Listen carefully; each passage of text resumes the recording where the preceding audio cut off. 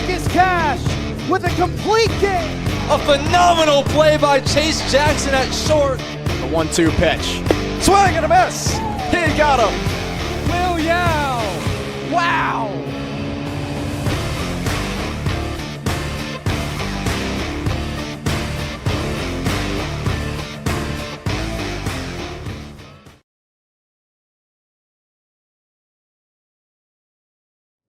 We welcome you to Cho Airport Field for this Saturday clash between your Charlottesville Tom Sox and the Staunton Braves. Hello, everybody, and welcome to this presentation of Tom Sox Baseball here on the Tom Sox Broadcast Network. Brian Portney alongside Luke Stefanisco, and really a lot of numbers are popping off about this game in the stat categories, but the big thing is it's playoff time. It's going quickly. We got 7 games left.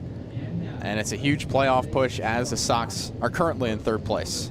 Yeah, this one goes a long way for Charlottesville. I know it's going to be tough for the Sox to catch up to Staunton in 2nd place right now, as it's kind of a 2-horse race for the 1 spot in the Valley League South between the Braves and the Generals. But Charlottesville needs to stack wins in any kind of variety at this point in the season to better themselves come playoff time. You have a few inches of separation between yourself and Culpeper and yourself and Harrisonburg. You've got to lengthen that gap because these teams are all capable of catching up to each other. Each have their own quirks, each have their own talents that are very, very admirable, and they show out on the field. So you need to find any way to separate yourself. And this is a game where Charlottesville can separate themselves. They had Staunton on the ropes the last time out, but they couldn't get the job done, blew the lead in the 9th inning despite a 2-homer game from Lucas Ream. So Charlottesville needs to close out. They've closed out the last 2 games in the 9th inning despite adversity. They need to find a way to beat Staunton today and kind of overcome that demon from the last game. Well, 5 games separate the Staunton Braves at 2nd in the VBL South and your Charlottesville Tom Sox at 3rd place. And now it's one of the big games is, you know, in the head-to-head, it's tied 2-2. The Tom Sox won both games at John Moxley Stadium, and at the show, the Staunton Braves have won both of the games. And really, it's interesting to see somebody's dominating the home head-to-head or the away head-to-head. But do you think something's different in the air today with the Tom Sox? The way they've been playing the past 2 games, I certainly think so. And, you know, I'll mention it later in one of my keys to the game, but the Sox have been working a lot better at-bats over the past couple of weeks. It's not been the early weak contact where you're trying to get ahead of the pitcher and then making a mistake in your at-bat. It's been the longer at-bats. It's been the grind it out, force the pitcher to work, and that's where you find better pitches, and that's where you work your way on base. That's why they were able to defeat Strasburg on Thursday. It was simply the fact that they worked long at-bats, forced the Express's weak pitching staff to walk them and put runners on base, and then driving in runs when you have the opportunity. That's what they need to do today, and that's what they didn't do enough of in the loss to Staunton. They didn't really work the long counts. They weren't able to consistently do that all game long, and the Braves took advantage of it, and the 9th took advantage of a depleted pitching staff of the Sox and did just that. Let's take a look at the defensive alignment for your Tom Sox here as we are right before the top of the 1st inning. In the outfield from left to right, it'll be Lucas Ream, Tommy Lances, and Braden Bachman. In the infield, it'll be from left to right, the 3rd baseman, Grayson McCollum, the shortstop, Xavier McCory, the 2nd baseman, Harrison Campy, and the 1st baseman, Caden Combs. And now behind the plate is the catcher, Dom Caffarillo. And on the mound is Clayton Arma. Clayton Arma previously played at Auburn last spring. As now we take a look at his video, what he's been able to do this year. 7 starts and an 0-2 record. Yeah, Clayton Arma had a much, much improved appearance against Winchester. Didn't allow any hits. The walks were, albeit very high in terms of 4. But again, Clayton Arma, when he has his stuff, when he's able to locate the zone, is a very tough pitcher to hit. Now, there are times where he can tend to get hit around a little bit, and that's where he starts to struggle with command and tries too hard to force pitches into the zone. He's a very talented guy, and on his best day, is one of the best pitchers in the Valley Baseball League. But he has to string together some consistent at-bats against some quality talent to find himself. Well, he's done good with the breaking ball at the start of the year. We saw he's got a lot of swing and a miss stuff. But on top of that, we'll go ahead and take a look at your keys to the game real quick before we get set for first pitch. Yeah, well, my key is win with the long ball, which is not actually what I said to our graphics guy, Matt Becker. It's to limit the long ball from Staunton. Staunton does lead the league in home runs. They've doubled Charlottesville this season with 26 on the season. This is a team that's capable of taking you yard at any point. You need to limit that. And again, it's simply on offense to walk max. Do what you've been doing the past few weeks. Work long counts, work your way on base, and then score runs that way. Well, the Tom Sox are 5th in the VBL in walks and have been pretty consistent with that mark. As we get set for first pitch, Jose Vasquez, the center fielder for the Staunton Braves, will take you through the lineup after this first pitch. And it's taken for a strike at 3:05 p.m. Taking a look at the starting lineup for the Staunton Braves today. It's the leadoff center fielder, Jose Vasquez, and the shortstop, Max Lawson. The right fielder, Brody Melton, then the left fielder, Julian Braga. Outside. The designated hitter, Cooper Mayers, then the first baseman, Braden Trajkowski. Batting 7th is the catcher, Joshua Hall. Then the third baseman, Cole Softgy, batting 8th. And then rounding out the order is the second baseman, Easton Ogle. The 1-1. Skips in the dirt. This Braves team's got the perfect combo of power and finesse with guys like Jose Vasquez, Easton Ogle, and Keegan Hasler, who's on the bench today. 17 stolen bases on the year, yet having Brody Melton and Julian Braga with 5 and 6 home runs on the season. Yeah. That one's upstairs, 3 balls, 1 strike. Another thing to note is Vasquez has the lowest K rate on the team. Only 7.6% of the time does he do that. I think the small frame definitely contributes to that, Brian. I mean, 5'5" frame for a guy like him, tough to find the zone. Absolutely. Kind of a little league strike zone. 3-1, swing and a miss. He's able to get him there. Yeah, well, that little league strike zone doesn't help when you're swinging at a pitch that's actually above your head, which is tough for Vasquez to, I guess, lay off of those. Those are very enticing to hitters when they get a pitch high in the zone, but he wanted that heater. It's important to attack the strike zone. Here's a 3-2 is outside for a full count walk to lead things off. It's, as you talked about, that small frame, but it might be having something to do about locating. Yeah, Arma, not the best start to his outing, but again, I give him some grace in the fact that he's pitching to a player with a very small zone, and especially the frame of Arma being 6'4", having to come downhill against a guy that small, tough to locate. Now the key is holding him on, not letting him advance any further with the walk. Now here steps in Max Lawson. The first to throw back to first. The former connection with the Tigers and Clayton Arma and Caden Combs. And now it's back to Lawson. He was 2 for 4 in yesterday's game. 2 RBIs, 2 walks, and 2 strikeouts. It was a 13-5 victory at home at John Moxley Stadium against the Waynesboro Generals, and quite the statement victory as they hope to get up to first place. That's going to be a fun battle to track as the season nears its end. Waynesboro starting to lose some of its horses, but they got to keep it together. Throw back, a tough lead, and they got him. There's a pickoff from Clayton Arma, and it's one gone. That's his second pickoff of the season. He executed one in Covington, and he executed that one beautifully there. Again, Vasquez was going to be aggressive. You get the free pass to start the game. Why not try and take the extra base? But smart from Arma and the Tom Sox staff to take care of him. Definitely a hopeful momentum shift as the 1-0 comes in and is outside. 2 balls, no strikes. Lawson, a native of Ashburn, Virginia, and went to Longwood over the spring. Currently riding a 3-game hitting streak. That's 2-0. Swing and a miss.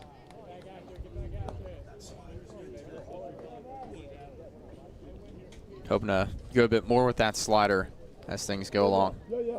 Yeah, when it's working, that's when he's at his best. Got a slider and a breaking ball combo. He works 2-1, swing and a miss. Lawson, 17 strikeouts on the year to just 13 walks. This will be his 20th game played, 18th start for the Staunton Braves.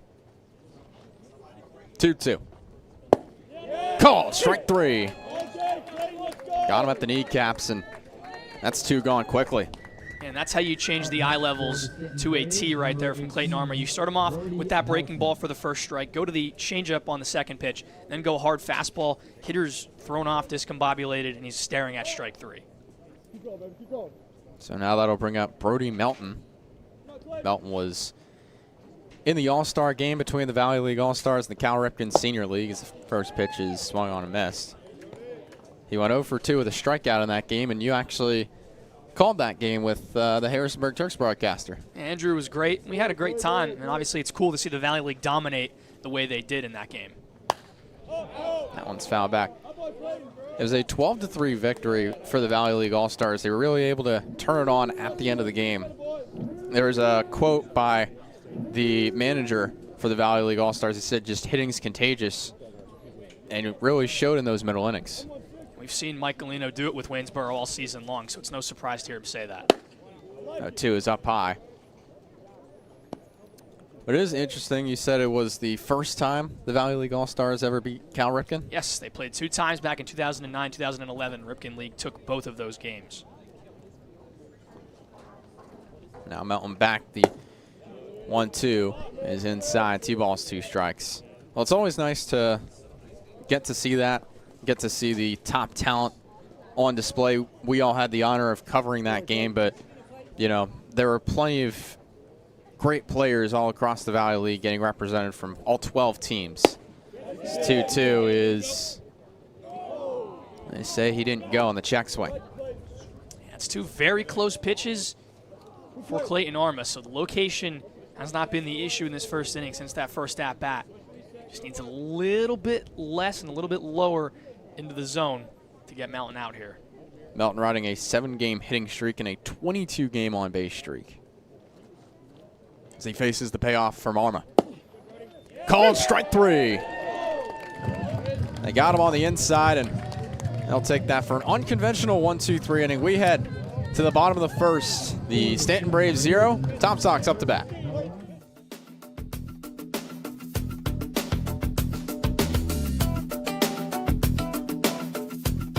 Want to support the Tom Sox?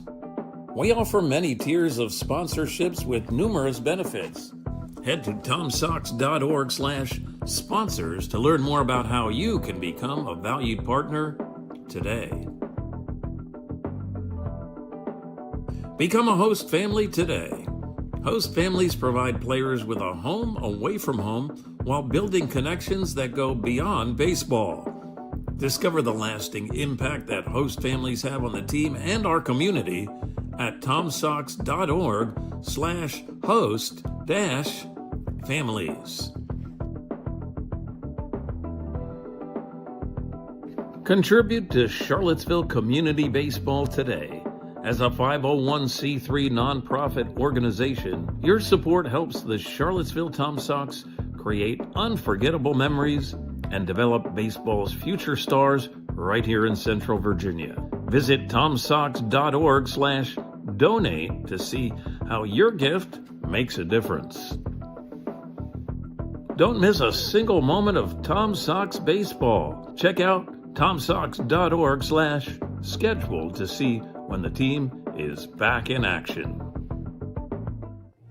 Welcome back to Joe Airport Field as the Tom Sox take on the Staunton Braves. Here in the bottom of the first, let's take a look at the starting lineup for your Charlottesville Tom Sox today. Leading off is the shortstop, Xavier McCory, then the third baseman, Grayson McCollum. The first baseman, Caden Combs, batting third, batting cleanup. And returning to the lineup is the designated hitter, Aiden Harris. Then the center fielder, Tommy Lansness, and behind the plate is the catcher, Dom Caffarillo. Batting seventh is Lucas Ream, the left fielder. Batting eighth is Braden Bachman, the right fielder. And rounding out the order is the second baseman, Harrison Campy. And this is a great lineup from not Randy Tomlin today. This is the new look Tom Sox staff in Thomas Abel as head coach, Corey Hunt joining the staff for this weekend, along with Jason Mullins and Beth Werner. Well, it's exciting to see Jason Mullins, the husband and president and GM, Chesley Mullins. It's the first pitch taken up high. And also an assistant coach at Charlottesville High School. And just an all-around great guy. We all love him here. Name him the official yet unofficial groundskeeper for the Charlottesville Tom Sox.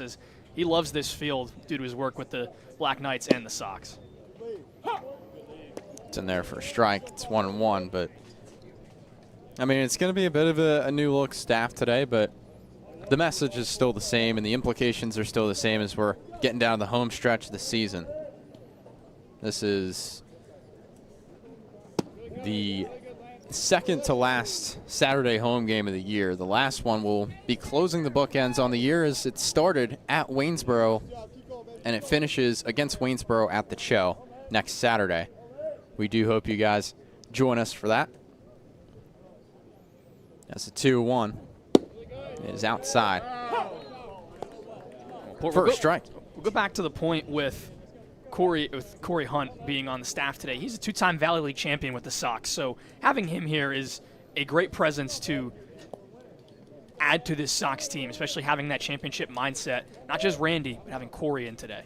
Absolutely. 2-2 is on the ground, back up to second. From Ogle to first, it's in time to the first baseman, Braden Tchaikovsky, for out number 1. I'm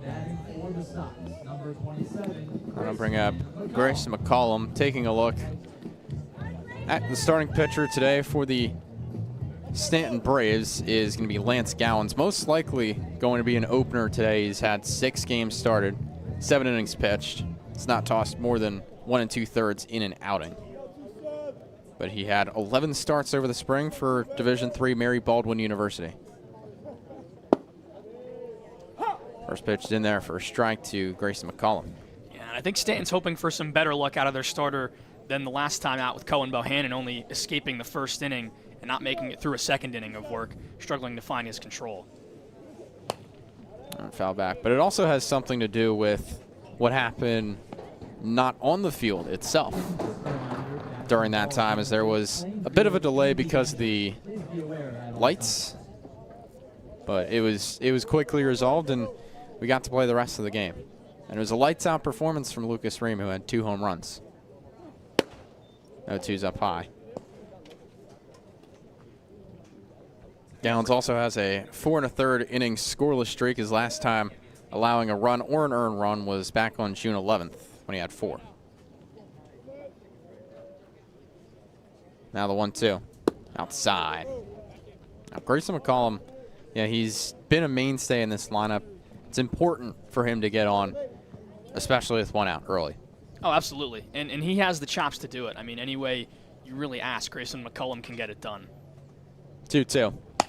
That one back up to short. Good handle for Lawson across the diamond. In time, it's 2 gone. Quickly here in the bottom of the first. Well, again, encouraging for Charlottesville, however, is contact. They are putting bat to ball. I haven't seen a lot of lefty starters this season, so to be able to put bat on ball with this righty-heavy lineup that Tom Sox staff has sent out is a good sign in the early stages. So now that'll bring up Caden Combs. First pitch is taken up high by the letters. It's a ball, no strikes. And here's a guy who has walked a lot, but it's really just because pitchers may be intimidated by his frame. That's in there for a strike.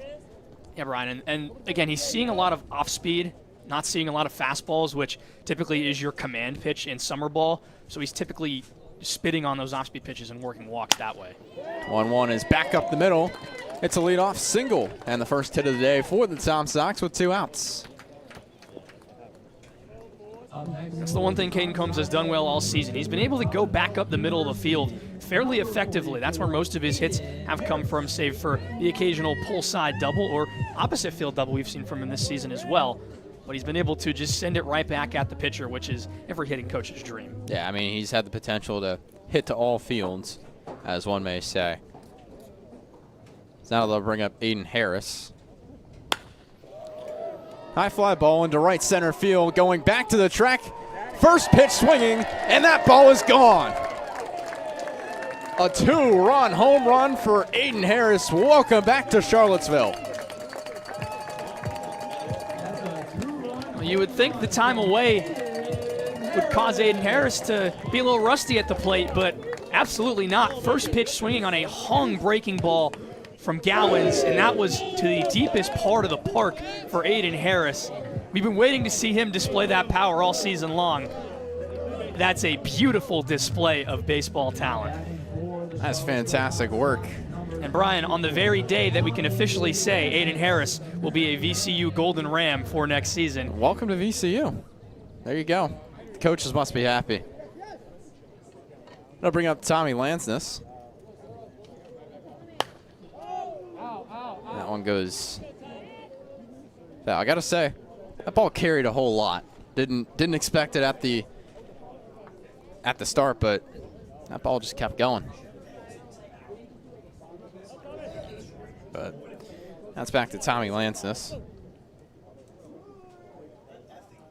Like 259 on the year. That one's in there for a strike. And Brian, now this is the third straight game Charlottesville has scored in the first inning. And that's been paramount to this streak, is getting that lead and maintaining it through your pitching staff. Charlottesville has the lead now. Again, it becomes a game of can you manage your staff well enough to win this game? 0-2, back up the middle over the glove of the pitcher, but nice toss to first from Lawson to Tchaikovsky to end the inning, but not before the damage has been done. Aiden Harris with a 2-run home run on a first pitch gives the Tom Sox a 2-0 lead as we head to the top of the second. We'll be right back here on the Tom Sox Broadcast Network.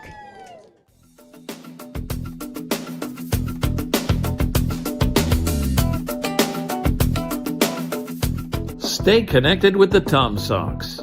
Follow at Seville Tom Sox on Instagram, Facebook, YouTube, TikTok, and X for the latest team updates and primetime content.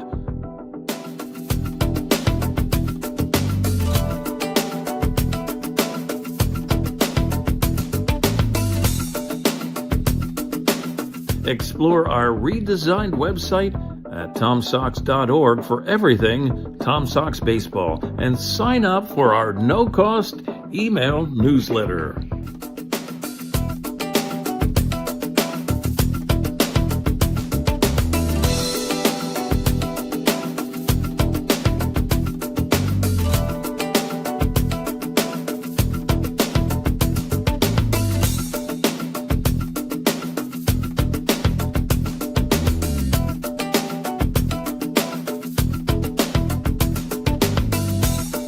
Subscribe. Back now here at the Cho Airport Field. Aiden Harris delivering that 2-run blast, and let's take a look at our keys to the game. For me, I said it was to simplify the game. You know, really, we saw that with the Strasburg game, is, you know, they're kind of letting the game get away from themselves in a 3-run frame in the 8th. And then as for 2-out hitting, it's just situational. Keep going with the momentum. And you have to be able to carry that into something else. And, well, no better 2-out hitting than a 2-run blast. Absolutely. And again, it is also pitch selection from the other team, as that was not the greatest toss from Gowans to Aiden Harris on a first pitch. But still, being able to execute with 2 strikes is paramount to any baseball team's success. And over the stretch where the Sox have gotten back to around the 500 mark, 2-out hitting has been a strength of theirs. Absolutely. It'll bring up Julian Braga after the unconventional 1-2-3 inning. Vasquez drew a walk and was picked off at first. First pitch to Braga is outside for a ball. And Braga's unique. He was an all-star, Brian. They're a part of the VBL All-Star game. As a catcher, however, playing left field today, the Braves trying out some unique fielding alignments. They have done that all season long. Well, he was a left fielder yesterday, and he's been a left fielder for the most part. One number really sticks out to me is he had 14 passed balls. That's really part of the motivation of why they brought him to left field.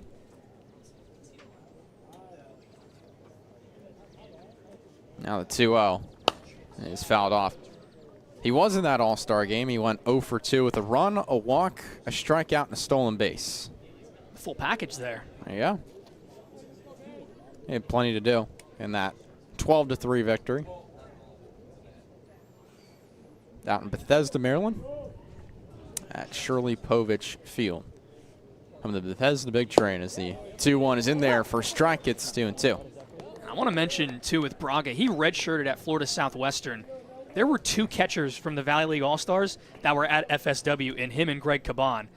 So that FSW team is loaded with catching and just hitting talent in general, all up and down the Valley League. Absolutely. Mike Galino brought a flurry of his players to Waynesboro, and that has paid off. The 2-2 is up high and outside. 3 balls, 2 strikes. But, yeah, it is a good point you bring. JUCO is kind of where you see the diamonds in the rough. And they come out here in a diamond in the rough league like the Valley League, where you see a lot of these talents, and they end up getting their name called on draft day, which is today. As that one is taken outside for a walk. So another leadoff walk for Clayton Arma and company. And it gives the Staunton Braves something to work with.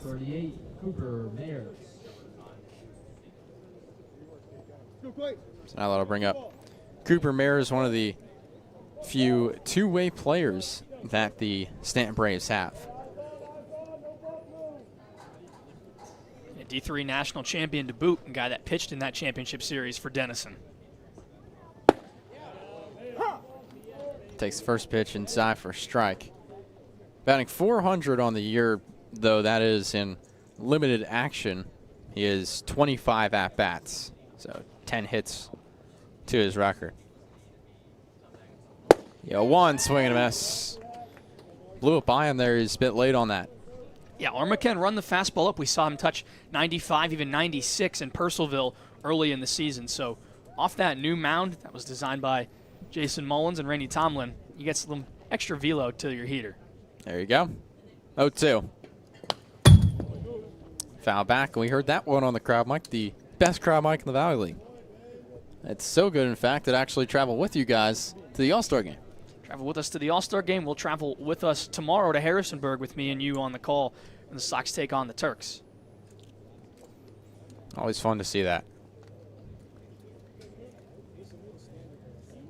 Aaron chucks the runner back at first, and Braga throws the 0-2. It's a piece of the breaking ball. I got it. Foul.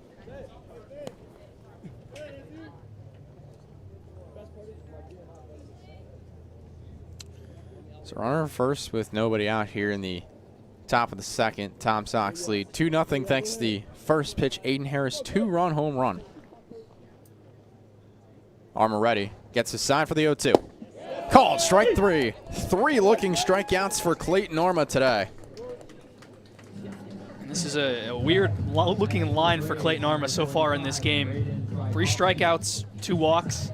Hard to give an opinion on how he's been, but man, he'll give up the leadoff walk, and if he gets out of another inning with 2 strikeouts, hard to fault it. Absolutely. Yet to have a ball put in play today from the Staunton Braves. It usually is just under 60% of the time they get the ball in play as first pitch is down low. It's 1-0. We see that pay off for the Staunton team. But it has to for a team that is near the top of the Valley League in extra base hits. And it's a pop-up inside the infield. Xavier McCory camps under it to make the catch for out number 2. Well, if you're going to let a ball be put in play, might as well make it a routine out. That's what you want out of Clayton Arma. Got to say, especially in the walk in the second inning. I know walks are never encouraging, but he was right around the zone. Maybe missed a couple calls from home plate umpire Trevor Kindred. So definitely not an encouraging walk, but not a walk where you'll say that was bad. Yeah, sometimes you think there are good misses and there are bad misses as Joshua Hall steps in with 2 outs. Throw back to first. And the runner Braga is back in safely.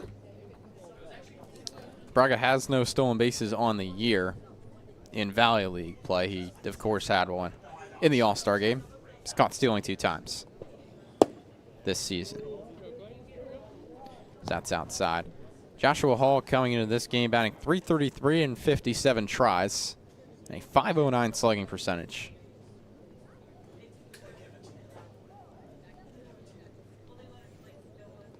Hall ready, faces the 1-0, and that goes foul. That ball may as well have been put in play. Mm-hmm. Yeah, Brian, and also it's interesting that the Braves have that good of a lineup that they can put a guy like Josh Hall who's batting .333 and slugging over 560 on the season. They can put him, missed him on that. Where's he at? Oh, yeah, here it is. Yeah, slugging .509 on the season. They can put him in the 7th spot in the order and feel confident about that. That's a sign that your lineup is firing on all cylinders all season long. Absolutely. Another throwback, and the runner is safe. You got to think that pickoff had some confidence boost for Clayton Arma. Yeah, since then he's looked much, much better out on the mound. Ever since that, just a walk in terms of base running in the last 5 tries.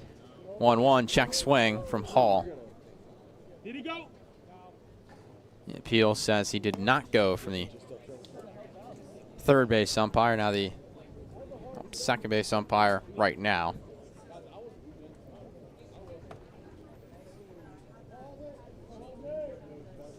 It's back to Josh Hall at the plate as he faces the 2-1. Can't find the zone. It's 3 balls and 1 strike.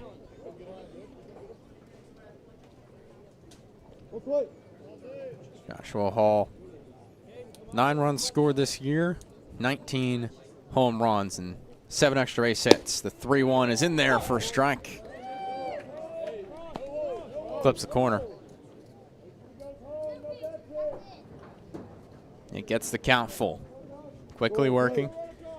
Arma ready with 2 outs and a runner at first. Full count, runner going. That's a pop up into the third base side. McCollum tracks it and lets it go.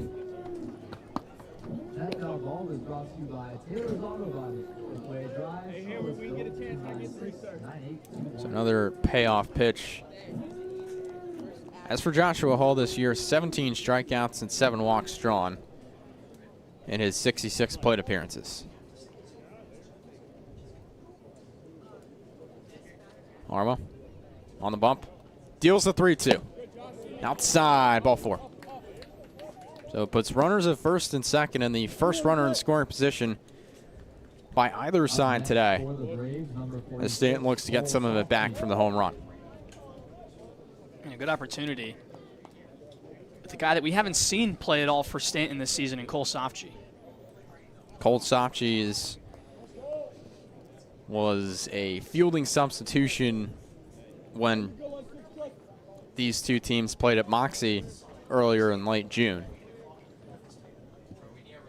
First pitch, swing and a miss. Blew it by him with the heater. That's a good start to this at-bat for Clayton Arma. And a rarity, too, in all of baseball with 2 guys in the same lineup not wearing batting gloves, with him and Braden Tchaikovsky.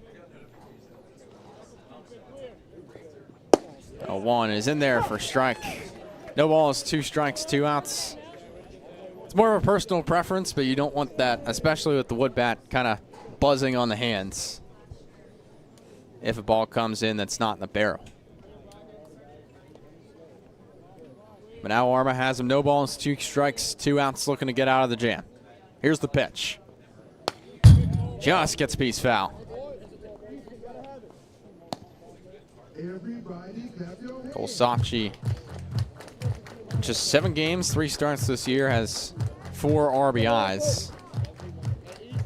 4 strikeouts, no walks, 15 plate appearances. He's found himself to be a catcher and a third baseman. Today he'll be playing third base. The 0-2. That's piece to short. McCory fires on to first, and it's in time to limit the damage to just 1 runner in scoring position. And Tom Sox lead 2-0. We head to the bottom of the second here on the Tom Sox Broadcast Network.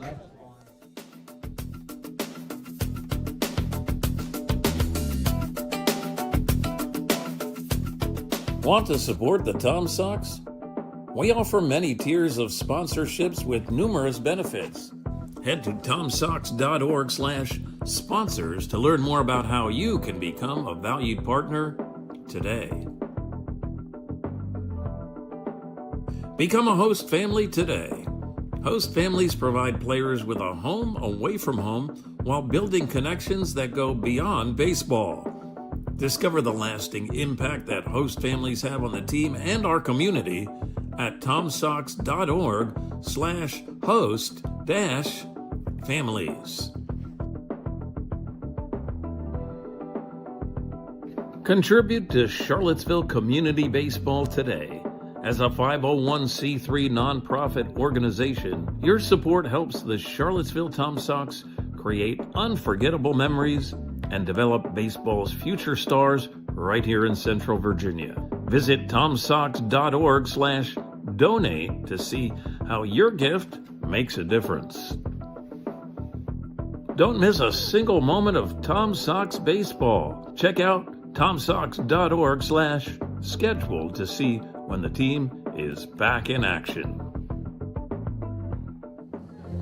Back now here at the Cho Airport Field is Luke. I believe you have some more information on one of our assistant coaches for the day. Yeah, so Corey Hunt, we gave you kind of a brief overview of Hunt's first few foray into Tom Sox baseball back in 2017 to 2019. He won 2 Valley League championships with the Sox. Before that, he was a player at the University of Virginia, grew up playing baseball at Monticello High School, so a local guy and a nice presence to have at this point in the season for Charlottesville. Absolutely. Will Pearson and Randy Tomlin are not here today, but it's always good to see who's filling in. His first pitch is outside. So with that will be a change in the coaches at third and first base. At third base today is normally the first base coach in Thomas Abel. And the first base coach is Beth Warner, who's one of the assistant coaches. One of our interns, the CSMO, Ben Rikosh, actually did a written and video feature on her. You can see that on our website and on our YouTube page. So 1-1 is shot through the left side for a base hit. A leadoff single for Dom Caffarillo. We mentioned Caffarillo and Cardone have been the 2 guys really starting to improve at the plate this season for the Sox. And you saw it right there with Caffarillo, just a nice piece to go through that gap between third and short on a good swing on a breaking ball from Gowans that is hung up in the zone, which for a guy like Lucas Ream, that might be a pitch you want to look for. Lucas Ream obviously had those 2 home runs the last time these 2 teams faced off. I believe it was last Friday, right ahead of the quick one-day break for the 4th of July. His first pitch is taken outside for a strike.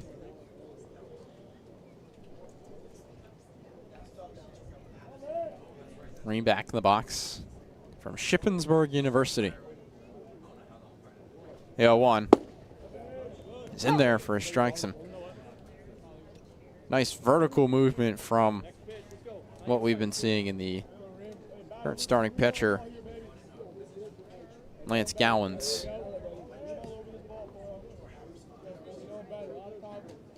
0-2. That one is laced through for a base hit down to the left field side. Caffarillo around second, heading to third. And Lucas Ream is in there with a no-out double. They're really liking the pull side, Luke, and right now you can tell that. Yeah, but when Gowans is leaving his off-speed stuff up in the middle of the zone, that's what you should be doing with the pitches. You shouldn't have to go the other way. Sorry, Aiden Harris, I know you hit a homer the other way, but if you're early enough to pull it, good things will happen, and both Caffarillo and Ream demonstrated that. And again, Staunton's going to make a big move here, bringing the corners in, try and stop any sacrifice attempts or any runs from coming on grounders to first or third.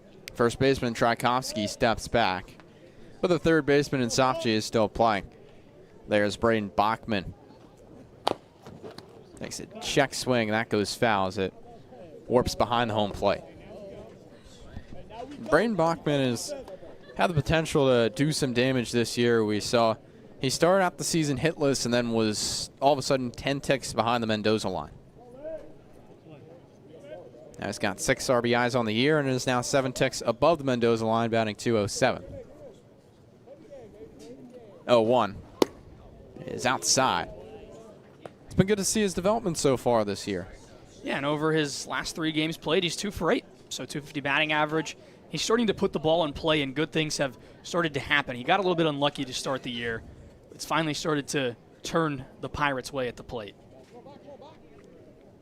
1-1. On a high jump, and that gets in through for a base hit. 1 run is in. 2 runs look to come in. Lucas Ream is in. And it's a 2 RBI single for Braden Bachman.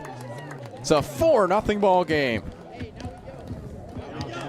we've already seen some weird bounces and weird plays today. That one was one of the weirder ones. It's almost as if Bachman intentionally tried to axe that one into the dirt, took a high hop over both Hall and Lawson, and scores 2 runs because of Ream's great read from second. Everything's turning up Charlottesville. As now there's a quick look at the from the pitching coach, George O'Leary. We'll take a look at the tail of the tape today. Charlottesville's really improved on the pitching side of things this season. A 4.92 team ERA, although both of these teams' whips exactly the same. The Sox snake-bitten in the error category all season long, and batting average and OPS as well. Granted, Staunton is one of the best hitting teams in the Valley Baseball League. What is interesting is stolen base output in favor of Staunton. And that is one of the Tom Sox strengths this season, is their ability and their willingness to steal bags. And really, for the Tom Sox, the distribution is spread all across the board, whereas the Staunton Braves have 3 guys with 17 stolen bases on their squad. Now they'll bring up Harrison Campy, who just on Thursday night was able to get on base all 5 tries and was our interview target on social media. Second player to do so this season, him and Brock Clayton. It's been good to see that from the guy who was there last year. Now Harrison Campy taking the past, the present, and the future. Coming in from Wofford. It's another throwback to Bachman, and he's back in safely.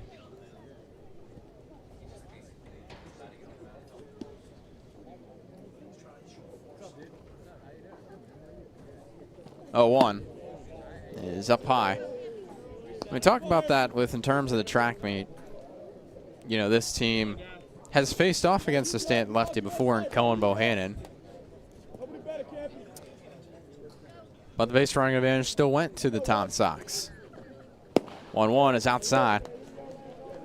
Brings the catcher Hall to a knee. It's 2 balls, 1 strike.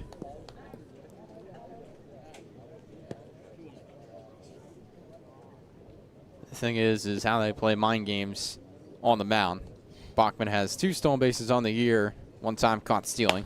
The 2-1 is laced into right field, and that'll be a base hit. Going oppo this time, and they are hitting to all fields today. It is funny, the last 2 at-bats haven't been the best contact from the Sox. Obviously, Bachman spiking it into the dirt. Campy really getting that one in on the hands, but both have been able to find the green grass. It's just been Charlottesville's day so far. And I mean, after the start to the season, you had to think the Sox were due for a little bit of luck at some point. Today, it's everything up Charlottesville. Sometimes it's just by any means necessary, weak contact, hard contact, or any way of getting on base. So now that'll bring up Xavier McCory. And that one hits him. It'll load up the bases. He takes that square on the back. You're going to feel that one in the morning. And that's a pretty clear example of Gowans trying to work his breaking stuff too hard and losing control of it. And I'll be interested to see if they let this at-bat happen, a lefty-righty matchup against Grayson McCullum, who's been one of the best hitters for the Sox this season. Nobody has had more RBIs on this team than Grayson McCullum. It's bases loaded with no outs, a lethal situation early on. He's batting .320 against lefties this season in 25 at-bats. First pitch, and that'll go well foul. So it takes one back for the lefty pitcher, and Lance Gowans, who's right now would be working through his longest outing of the year if he gets out of the inning, but it's not likely he'll do so.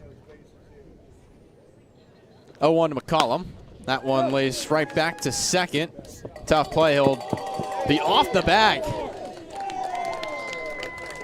From Ogle to Tchaikovsky, a bit of miscommunication and a run scores. Everybody's left unscathed. It's 5-0 Tom Sox. And that's a rare occasion you see a throwing error on a second baseman, especially with how easy that play is a lot of the time. Granted, it's not easy, but it is one of the most simple plays on the infield. And that's just a backbreaker for Staunton in that spot. Especially with Caden Combs coming up to the plate. First pitch taken up high. He had a single back up the middle last time. Really has the opportunity to do some damage. You got to think this defense is a bit frazzled with how they are hitting pull side, oppo, and down the middle. Sox are using all fields. That is a sign of a baseball team that's effectively on the pitcher. We've seen this team be able to turn it on when they need to later on in the year. That one misses the zone, 2 balls, no strikes. We really saw that in the Culpeper game. You and Landon were on the call for that, and that was really an interesting game. 3 home runs, but it was also everything else. It was the contagious hitting that was really part of it as well. 2-0 to Combs. Misses the zone again, 3 balls, no strikes. One thing you don't want to do is walk in a run, but you also don't want to give Combs a pitch to crush. So this is a conundrum, and it wouldn't surprise me that Combs be given the green light here with his ability with the bat to potentially put 4 runs on the board instead of 1. 3-0. In there for a strike, so no green light this time. We talked about in your keys to the game that they need to walk Max. They haven't really done that, but they haven't needed to. That's the beauty of baseball, is when you think a team might need to do something, they'll do the exact opposite, and it'll work sometimes. 3-1. Misses the zone, and there you go. That's the first walk of the game, and it walks in a run. It's 6-0 Tom Sox. And that'll be the hook for Gowans. Absolutely. Gowans, who was pretty much expected to be an opener today, is now going to see his day come to a close. We'll have the name and the numbers on the new guy when we come back here on the Tom Sox Broadcast Network.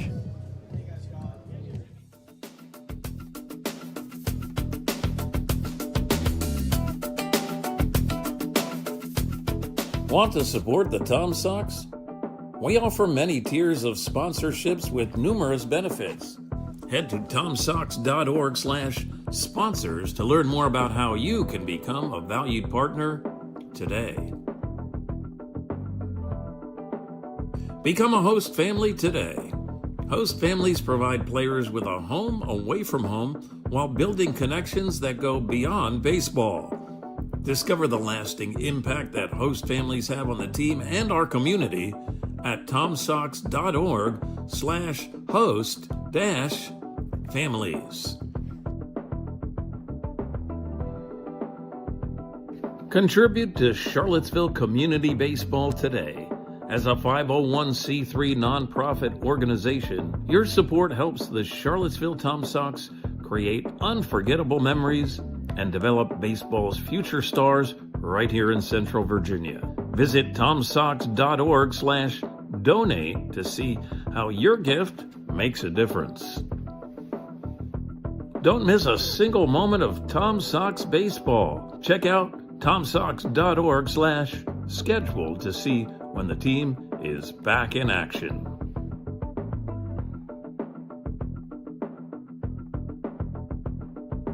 Learn from the best this summer. Join Tom Sox players and coaches in our annual summer camps. It's a chance for kids ages 6 to 12 to learn from the past, present, and future of baseball. Find more information and sign up at tomsox.com. Dylan Rasco now toes the slab for the Staunton Braves, and on the season, let's take a look at his numbers. Dylan Rasco, over 8 games for the Braves in 2 starts. He's a 1-0 record. In 18 1/3 innings pitched, a 3.93 ERA, 16 strikeouts to 17 walks. So that is probably an intriguing piece to the puzzle for Rasco. Hasn't been able to sort out his strikeout stuff from his miss when he's on the mound. And that's not great in this spot for Staunton, but in this kind of dire necessity, Stanton's got to go to whoever's available. Well, Dylan Rasco has about 55% of the time he has the ball in play, which is a bit low, which means he will try and beat you with the swing and miss stuff. He's not going to try and walk you as much, but that's just obviously what's going to happen. So now that brings up Aiden Harris. And that does make it a tough challenge in his first task, being Aiden Harris, a guy that will work professional at-bats and has already taken a pitcher deep. It was a nice carry-out ball to center field on the first pitch. his first time around. And with the bases loaded, his chance to be halfway to a home run cycle. First pitch. Was looking for it right there, but that one pens in for a strike. I think you can hear some of the crowd and some of the players see that pitch and go, why didn't you take a swing at that? That felt like a meatball sandwich right there. Rasco looks back at second. The runner, McCory. And back to first. Swing and a miss. Xavier McCory, the runner at third. The runner at second is Grayson McCollum. The runner at first is Caden Combs. Quickly, no balls, 2 strikes with no outs. The bases juiced. Pitch in the dirt. And a nice stop there by the new catcher, Cole Sofji, who's now behind the plate. That was a good stop because Xavier McCory, an aggressive base runner, would have likely broke for the plate if that one got past.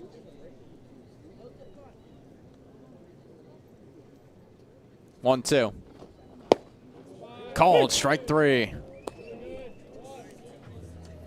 Just had him froze on that one, and that is the first out of 8 trips to the plate for the Tom Sox in the bottom of the second. That's a pretty good offensive inning for the Sox. I'd say 4 runs. Only 1 out accumulated is now that brings up Tommy Lancis. Was a 6-3 put-out victim to end the bottom of the first. Swing and a miss on the first pitch. There you go. It's the first one around. I believe I had it wrong the first time. Cole Sofji is the one behind the plate. Regardless, the middle infielders playing their double play depth. The 0-1 is lifted in the air to left field, going over the head of Braga, and 1 run is in. Station to station, it's an RBI single for Tommy Lancis. And we mentioned that Braga wasn't the best fielder behind the plate. That time got a rough read on that liner from Lancis and let it get behind him. Fortunately for Staunton, the runners had to hold up, as it was only a 1-out at bat for Lancis. Yet still, a run comes across for Charlottesville. And the Sox are hot, Brian. Absolutely. We talked about it in terms of the All-Star Game, manager Mike Galino. I keep going back to him saying hitting's contagious. It really is. And at this stage in the game, you have to take advantage, strike the iron while it's still hot. And it is definitely scorching with 1 out and the Tom Sox leading 7-0. That brings up Dom Caffarillo. First pitch, breaking ball in there for a strike. Second at-bat of the inning for Caffarillo. Sox have batted around. And he led off with a single. It was back-to-back hits by the Sox, bottom of the order, to start things off. The 0-1 is outside. Some nice horizontal movement as he was able to track that away. Once again, looking for double play depth in the middle infield between Lawson and Ogle.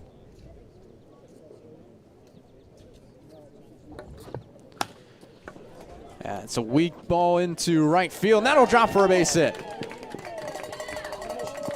The throw to the plate is off the mark, and it's an 8-0 ball game. Tom Sox lead, a 6-run bottom of the second. Second hit of the inning for Dom Caffarillo. While that feels like it's a tough task to accomplish, he's now one of a multitude of Sox to accomplish that feat this season. When the Tom Sox have big innings, they have big innings, Brian. Yeah, we talked about the 12-run inning that the Tom Sox had at Waynesboro pregame. So now it'll bring up Lucas Ream, who had a double.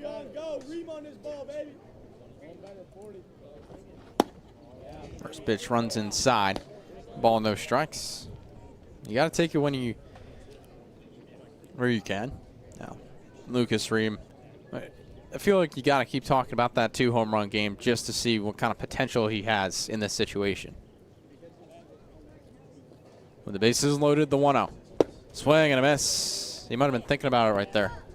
Yeah, He has the swing to do it, and we've seen the power really develop from him over the course of the season. That big inning in Waynesboro was started with a Lucas Ream grand slam.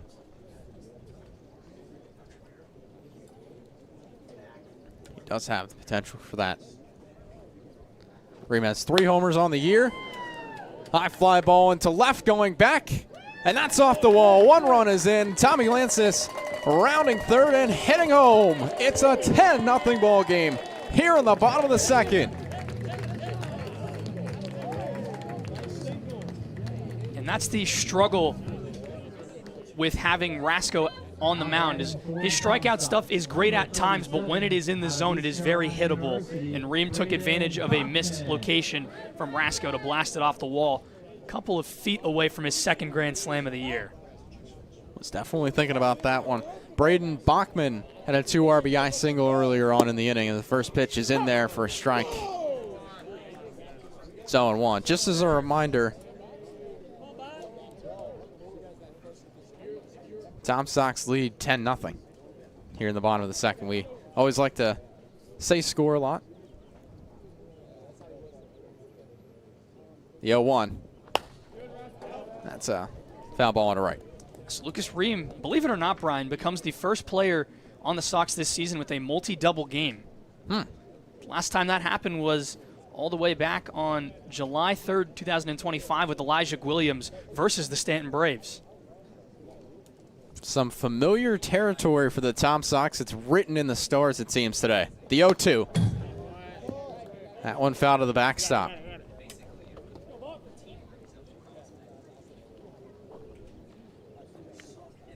Braden Bachman, part of that contagious hitting that. I bet, scratch that. It's a single for Ream off the wall. Thought it was a double. It is a single. Still no multi-double game for the Sox this season. Still has a chance, though. 0-2. Gets a piece of that right to short. Easy play. The 6-4 to first. He got him. It's a 6-4-3 double play. Lasanogle to Tchaikovsky to stop the bleeding. It's an 8-run inning for the Tom Sox as they lead 10-0. We head to the top of the third here on the Tom Sox Broadcast Network.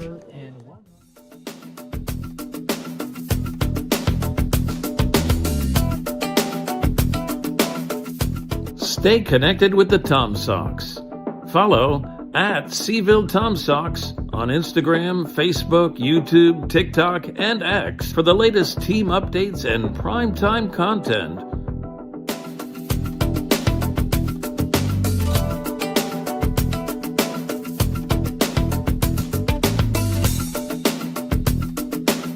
Explore our redesigned website at TomSox.org for everything Tom Sox baseball and sign up for our no-cost email newsletter.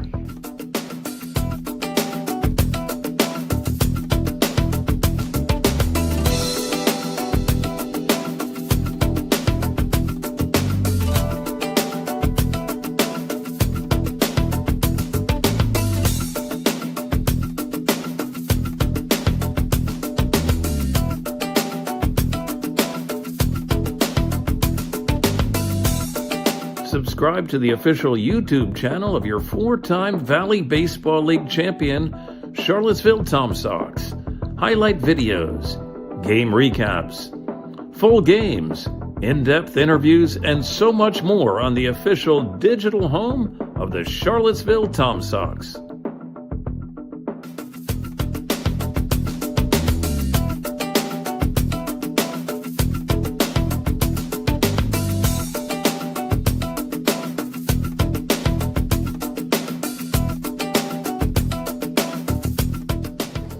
An 8-run inning by the Charlottesville Tom Sox in the bottom of the second. It's not a winner-go-home game today, but you can tell they're playing with some fire. Oh, absolutely, Brian. This looks like a team that any squad in the Valley League would be scared to face in the playoffs with the way the Sox worked that 8-run inning. And it was not just a regular inning in that respect. I mean, 8 runs on 7 hits and only 1 error by the opposition in that frame. First pitch from Arma is up high. Now, we mentioned that 12-run inning at Waynesboro. Clayton Armour was on the mound for the Sox that game and did give up 7 earned runs in that next half inning. So this is interesting. This is a moment of growth and development if you are Clayton Armour. There you go. It's the first one. Swing and a miss to Easton Ogle. Yeah, it really is a point of development. It's a point of growth. If you're the Tom Sox, you're looking at this game like it's 0-0 in a way. 1-1 is lifted foul. And it's because you want to keep a lead like this. But it's also because you just as much know no lead is safe. You learned that the hard way in that game against the Generals. Indeed, it was a 12-1 lead. As that one is lifted in the air to right center, Lances has plenty of room to make the catch for out number 1. That's a good start for Armour. To just start stacking outs at this point in the game. He's worked through the first 2 innings fairly efficiently compared to some of the innings he's had in the past. So he's in a good spot, and the Sox do have some bullpen arms available if they would need to make a change early on.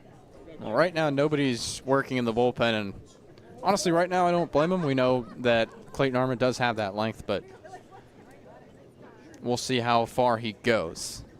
Jose Vasquez's first pitch is taken up high. He walked his first time up and was picked off by Clayton Armour.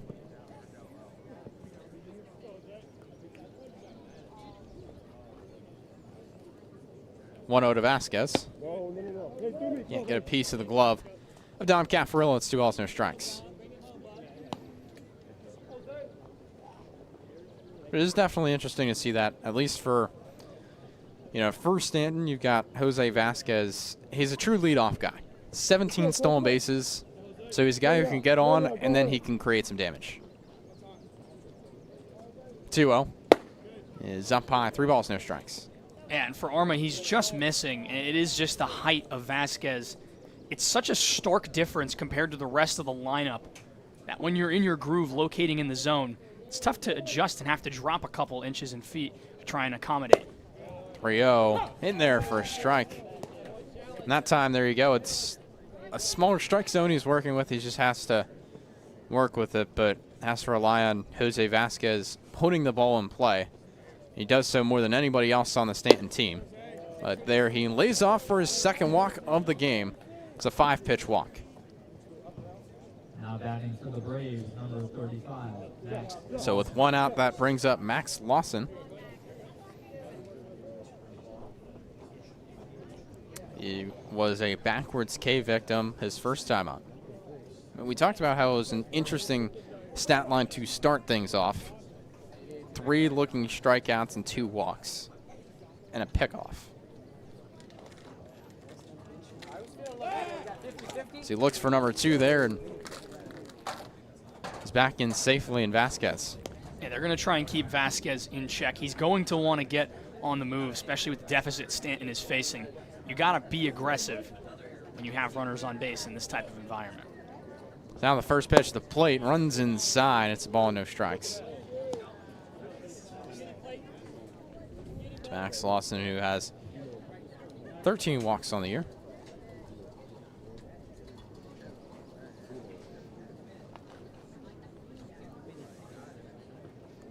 One-0 is lifted in the air.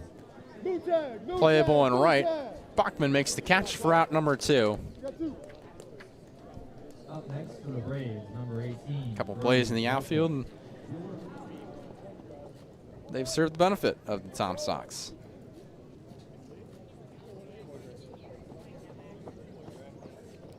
So now that'll bring up the reigning All-Star Brody Melton, was as well a looking strikeout victim to end the first inning. As he deals with runner on first, and that's Vasquez who comes back. I give credit to Clayton Armour. He's done a good job of controlling the base runner today, something that a lot of young pitchers don't necessarily have the ability to do early in their careers. Another throw back to first. You gotta say, he's keeping him honest there. He knows how many stolen bases he has had this year. He knows the pop he has on the bases. He's going to take it one step at a time and face the man at the plate for the first pitch. And Brody Melton. Oh. Inside for a ball.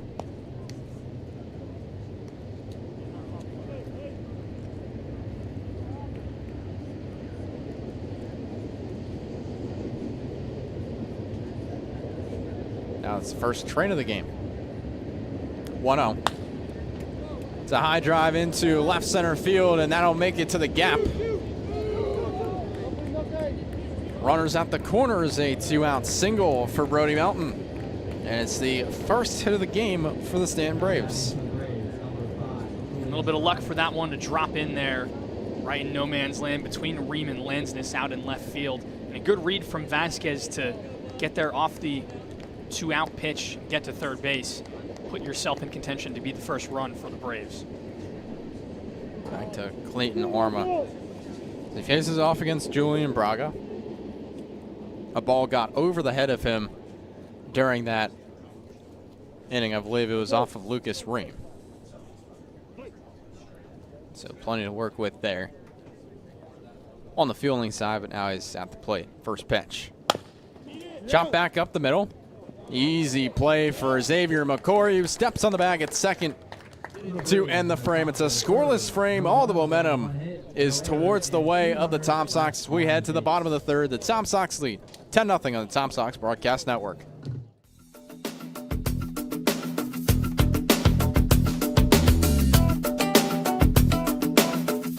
Stay connected with the Tom Sox. Follow at Seville Tom Sox on Instagram, Facebook, YouTube, TikTok, and X for the latest team updates and primetime content.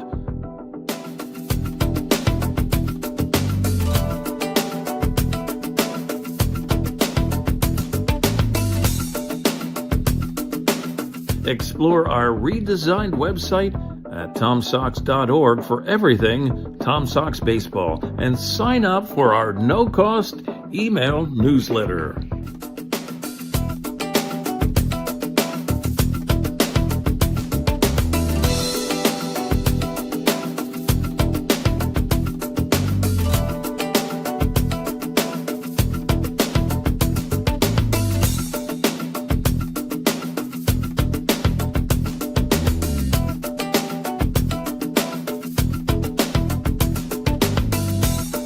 Subscribe to the official YouTube channel of your 4-time Valley Baseball League champion, Charlottesville Tom Sox.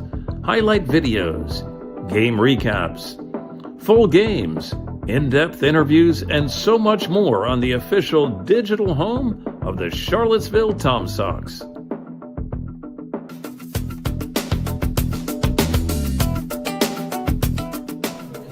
Back now here in the bottom of the third. Let's take a look at the history between these two teams. In the all-time series, the Tom Sox lead 43-31.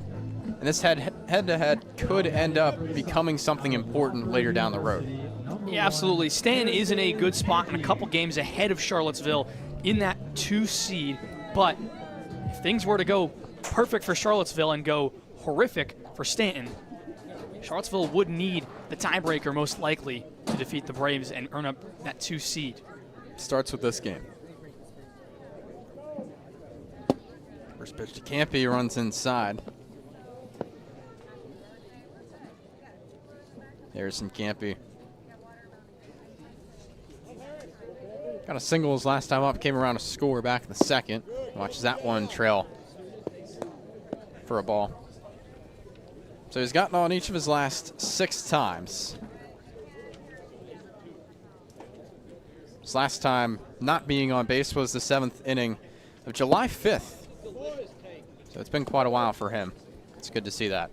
And for him to come in late and work at-bats and work opportunities the way he has, it's been necessary for Charlottesville, especially with losing some of that middle infield talent, adding another great guy like Campy. Absolutely. And watch that one go in there for a strike. He's a guy who can, as you would say, walk max, but he's found other ways to get on base. 3-1. That's in there for a strike.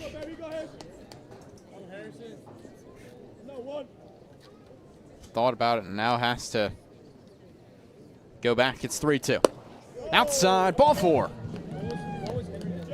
A leadoff walk for Harrison Campy, and that'll go back to the top of the order, and it's Xavier McCory.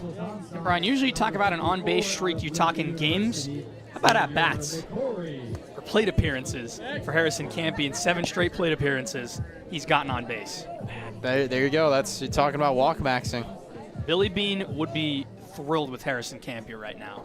Because why, Brian? He gets on base. You're dang right. Xavier McCory, first pitch he sees is in there for a strike. He's 0 for 1 with a hit by pitch. Came around to score back at the second.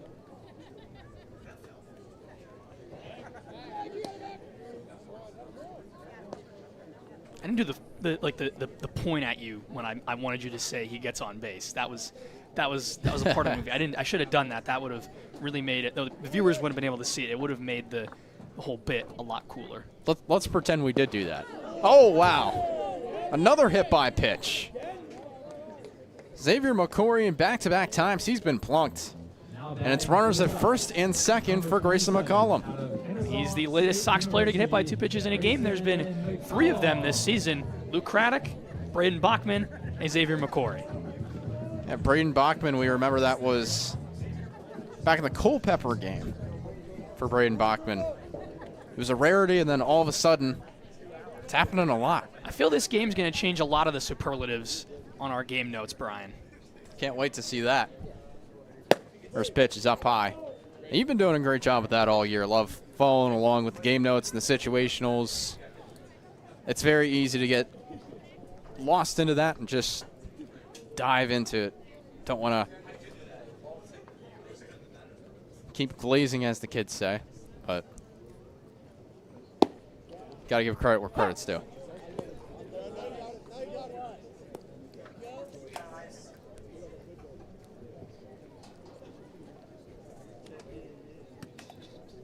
One and 1 the count.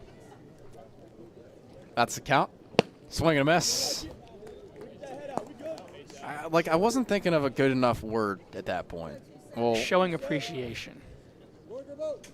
I want to show appreciation to that. Anyways, Grayson McCollum has more RBIs than anybody else on the Tom Sox. He has 18 this year.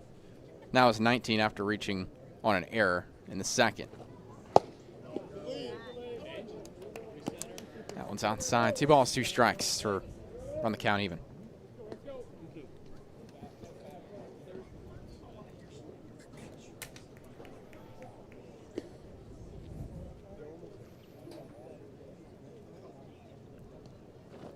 Two. That one is foul. Grayson McCollum, 22 for 58 with runners on this year. That's good for a 379 clip. With runners in scoring position, he's 13 for 40. I look at the stark contrast as well with the bases empty numbers for Grayson McCollum. He hits better when there are runners on base. Something about the moment of driving your teammates in makes Grayson McCollum a much better hitter and a much better approach at the plate. Well, he does lead the Tom Sox in hits. 2-2. High fly ball, straight away center field. That hangs up a mile high, and there's the catch. They called a balk. So that was what you call a reset. Grayson McCollum gets what you call in the golf game a mulligan. That was an odd play, especially with how late it was called. The ball was essentially almost already in play. Now you just move the runners over a little bit, give Grayson a second chance. There you go. Now back to the 2-2 for McCollum. Outside, ball 3, and this could come back to bite them. And Stanton's got another righty warming in their bullpen. This is nearing disaster territory for them with how many arms they may have to use to get through the rest of this game. Well, it was already looking like a bullpen game when we came into this, but there you go. 3-2. Up high, ball 4. That runs the bases loaded. for Caden Combs. Again, not someone you want to face when you have the bases loaded and having some control issues. A good mound visit here from the Staunton coaching staff. Pitching coach comes out to just have a chat with his pitcher. And I mean, it's been that kind of day for Staunton, but once again, Dylan Rasco is there. There's somebody working in the bullpen for the Tom Sox. As for Caden Combs this year, you know, he's been successful. That is one thing to definitely say about Caden Combs. With runners on, he's 8 for 32. And this would be his first at-bat with the bases loaded. In terms of bases loaded situation, he had a walk to bring a run in last inning.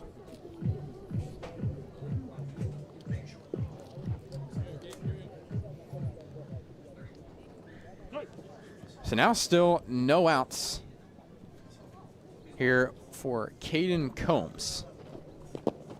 First pitch down low. Ball, no strikes.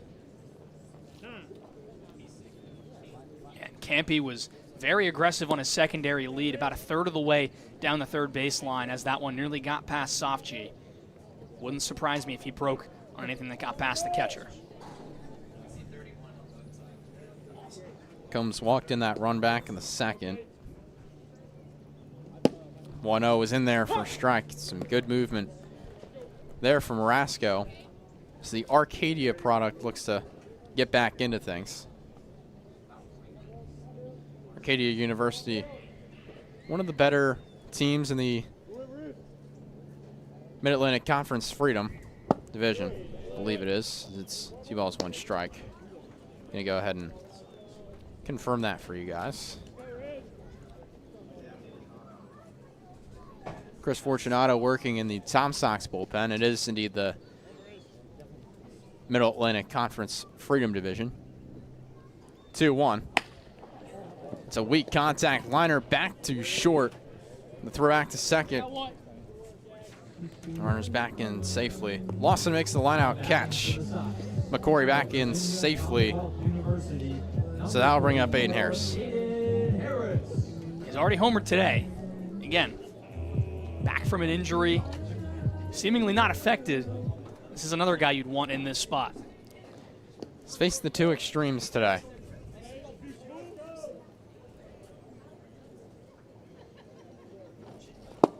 Watches that one go below the kneecaps for a ball. Aiden Harris had the first pitch, 2-run home run, and then he had a looking a strikeout, so maybe he balances out the extremes at something here. Well, but we'll see. The 1-0. Swing and a miss. He was thinking something there.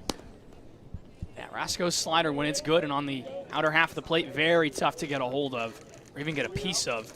But if he leaves it over the plate, that's where problems might arise. 1 ball, 1 strike. 1 out and the bases loaded for Aiden Harris. Can't find the zone. 2 balls, 1 strike. That's the opposite of the Jose Vasquez strike zone. Harris, a big frame. So if you miss low, it's going to be tough to get that call. Harris 1 for 1 with the bases loaded coming into this contest. The 2-1. Fouled off to the fencing. 2 balls, 2 strikes, 1 out. We see Harris does get a lot of solid contact when he's able to make contact with the ball. But now he's looking to avoid a second strikeout of the game.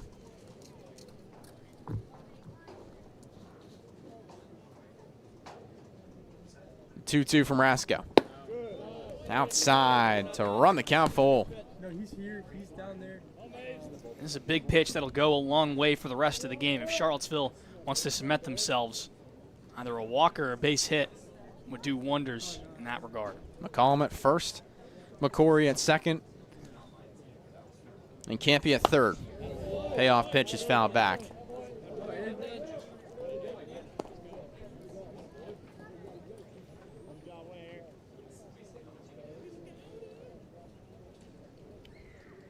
Harris, his first day as a new Ram, officially signed with VCU, staying in state. Payoff pitch. Up by ball 4, and that walks in a run. It's now 11-0 Tom Sox here in the bottom of the third. Number 24, Tommy Lansness. This inning's been about walks maxing, Brian. You have 2 walks and hit by pitch. And I should have specified getting on base via a free pass, whether it be the 4-ball count or a hit by pitch. The Sox have done that enough today, and that's why they're up 11 runs. Exactly. So that'll bring up Tommy Lances, who has had an RBI single. That was back in the second. It was the first hit off of Dylan Rasco. And it's funny you say that, because we talked about the pep talk that our president GM, Chesley Mullins, had. Just put the ball on the ground, get hits. Lucas Ream had 2 home runs in that game, and he actually apologized to her after the game was over.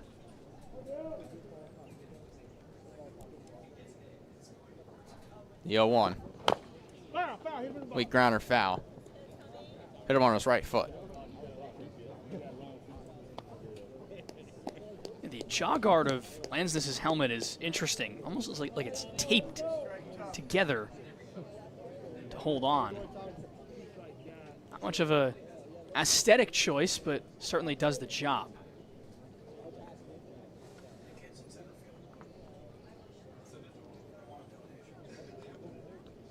Now the 0-2 pitch.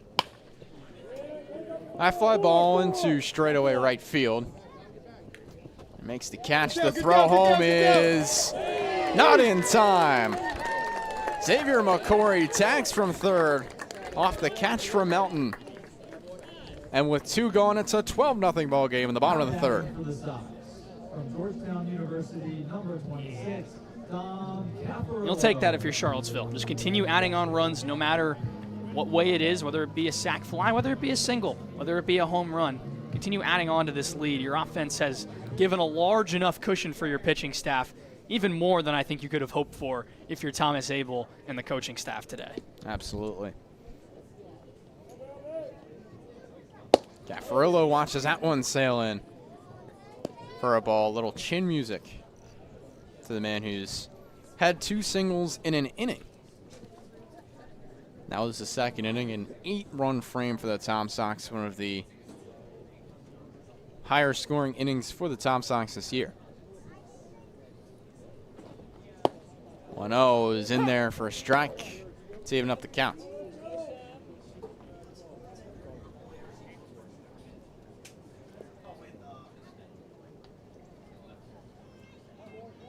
Tom Caffarillo 3 for 20 with runners on this year. 1-1. Tough handle for Sofji behind the plate. He's able to corral it. It's 2 balls and 1 strike.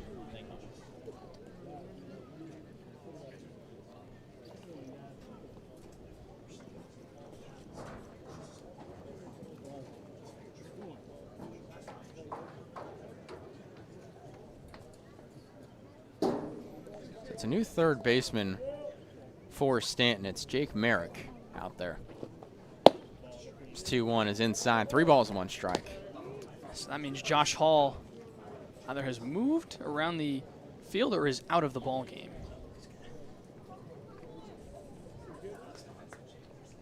No, Tchaikovsky's still at first and Ogle at second. So that much is for sure. The 3-1 finds the zone to prevent from loading up the bases just yet. Looks like Hall has moved to short. Which means Lawson might be out of the game. But we cannot confirm that just yet. We can later. 3-2. Runners going. Chop to the left side. Easy play for Hall, who makes the throw across the diamond. And that retires the side, but not before Tom Sox put on another crooked frame, a 2-run frame. Makes it a 12-0 ball game. Tom Sox lead. We head to the top of the 4th.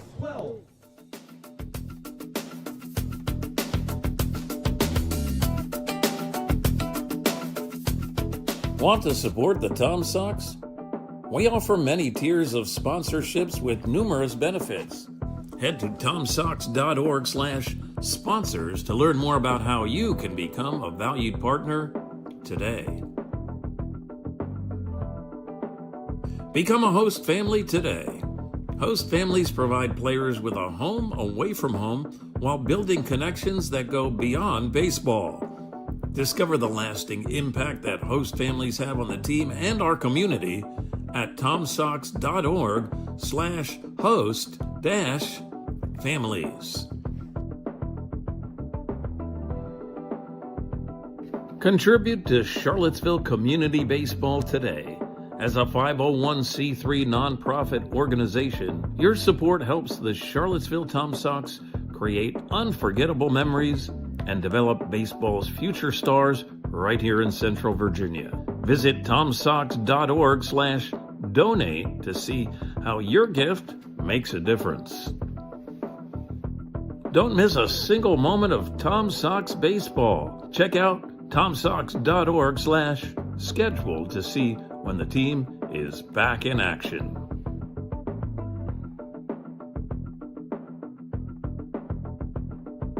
Learn from the best this summer. Join Tom Sox players and coaches in our annual summer camps. Back now here at the Cho Airport Field, the Tom Sox jumping on a 12-0 lead. Brian Portney alongside Luke Stefanisco. And if the lead holds, I will be thinking about what the next step is. But we don't know just yet. First pitch to Mares, high fly ball into right. An easy play for Raiden Bachman, who makes the catch for out number 1. Now batting for the Braves, number 45, Braden Trajkovsky. So I'll bring up Braden Trajkovsky, who is out by way of the pop-up. It was the first batted ball of the game for the Tom Sox, or for the Tom Sox defense. And Brian, you got to like how Clayton Arma has worked through this ball game. At points in the season, he's had struggles, really keeping control, really staying deeper into games. Today, he hasn't looked that way. He's been able to work effectively through the first 3 frames, and seemingly still able to keep moving on in this inning. Absolutely. Now the 1-0 home. Finds his own to Braden Trajkovsky. Well, it's been good to see that in this game. Absolutely. No doubt.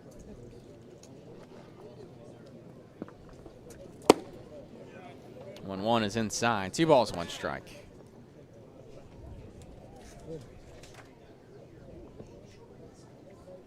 So plenty of changes out in the field for the Staunton Braves. We'll have that later on.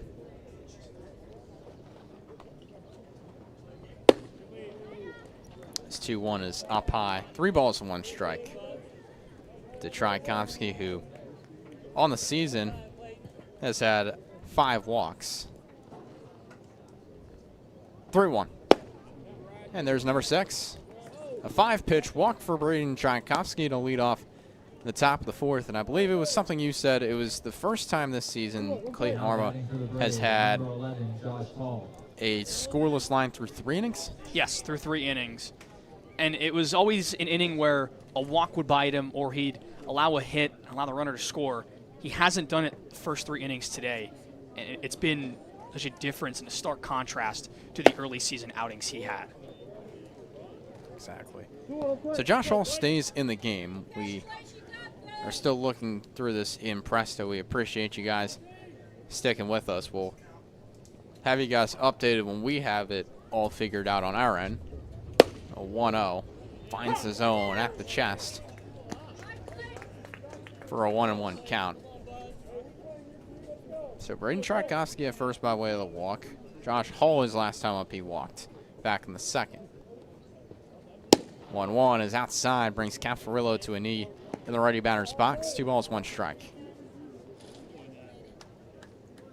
Still effectively the same field for the Tom Sox defense. Now the 2-1. It's foul. The 2 balls, 2 strikes, 1 out. Clayton Arma, one of the tops in the Tom Sox leaderboard in terms of strikeouts. He is 29 on the year. And in this game alone, He's got 3, which makes it up to 32. 2-2 count the pitch. Swing and a miss. He got him. 33 strikeouts on the year, 4 on the day for Clayton Arma. And that'll bring up Cole Sofji. Now batting for the Braves, number 46, Cole Sofji. Sofji, the new man behind the plate. I believe he started the game at third base. We'll have some confirmations on that. Just a minute. We appreciate you guys for sticking with us here on this now cloudy Saturday at the Cho Airport Field. Swing and a miss. The first pitch to Cole Sofji. And if you can believe that, that was the first swinging strikeout of the day for Clayton Arma. But it has been tossing some fantastic frames. The 0-1 is up in the air, a mile-high foul territory. Caffarillo throws off the mask, and he makes the catch for out number 3. The Tom Sox keep the lead at 12-0 as we head to the bottom of the 4th here on the Tom Sox Broadcast Network.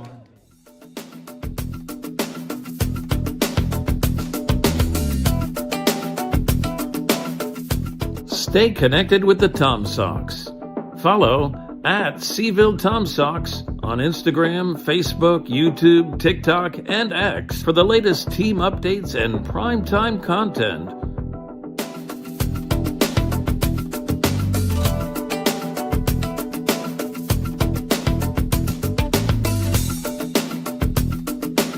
Explore our redesigned website at TomSox.org for everything Tom Sox baseball and sign up for our no-cost email newsletter.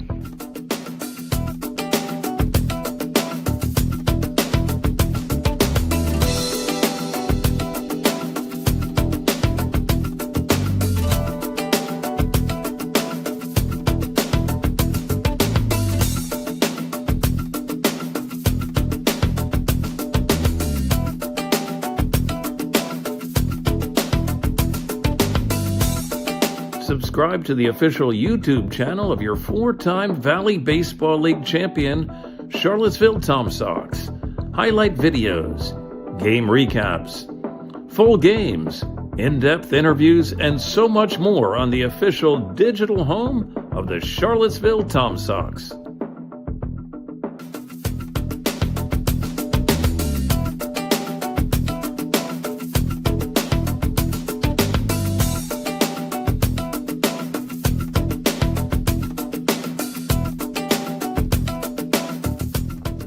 Sean Goldie, the new man on the mound for the Staunton Braves here. He is a two-way player, a redshirt freshman out of West Virginia, a native of Centennial, Colorado. His lone outing was on July 3rd when he had 1 inning pitched, no earned runs, 3 strikeouts and 1 walk. Brian Portney alongside Luke Stefanisco here on this cloudy Saturday afternoon. We appreciate you guys for sticking with us. Appreciate the shout out from Seville Country. Woke me up this morning on my clock radio with an advertisement to the Tom Sox game, and you can see their advertisement on the left field wall. So now I'll bring up Lucas Ream. He had 2 hits in the second inning. Watch this first one, spike in the dirt. 1 ball, no strikes. Appreciate you for helping with the Presto. Luke, I know there is a lot going on right now, so plenty to go around. Tapper foul for Lucas Ream. Makes it 1 ball, 1 strike. Actually going to try and look at it again here, Brian, as I have a little bit of downtime in that foul ball. Yeah, we'll do what you have to do. And I'll hold the fort here on the broadcast. We appreciate you guys for sticking around. The 1-1 count drops down low for ball 2. We're still on the lookout as well for any Tom Sox who are drafted today. We'll tell you guys when we know. But right now we're in the 2nd round. 2-1. Down low. 3 balls and 1 strike.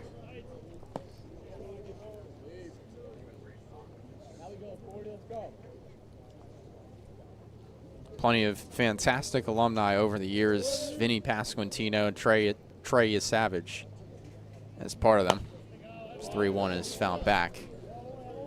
Who've made their way into the majors and had plenty of an impact. Manafra Lucas Ream leading off the bottom of the fourth. Hey, how are you? 9 for 31 with the bases empty. And he watches that one to go in there for a strike. And a called strike 3 to lead off the bottom of the fourth. So now that'll bring up Braden Bachman, who got out by way of a 6-4-3 double play. Also had a single earlier in that second inning, so plenty of stuff to go around for him. And it's overall just been a great day from everybody in the lineup. Everybody has gotten on base for one reason or another. First pitch in there for a strike. It's been good to see the hitting production from everybody across the order and the on-base production as well, as the breaking ball goes down low for ball 1 to even up the count. Braden Bachman against righties this year is 3 for 14 coming into this game. Watches the 1-1. Then pop up into left center field. Making the catch is Jose Vasquez for route number 2. After the first 3 frames being filled with chaos, a little bit of control for Staunton and Sean Goldie on the mound. So now that'll bring up Harrison Campy.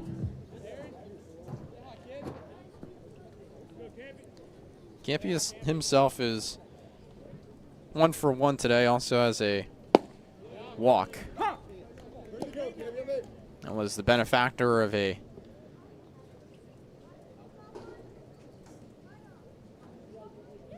or was the benefit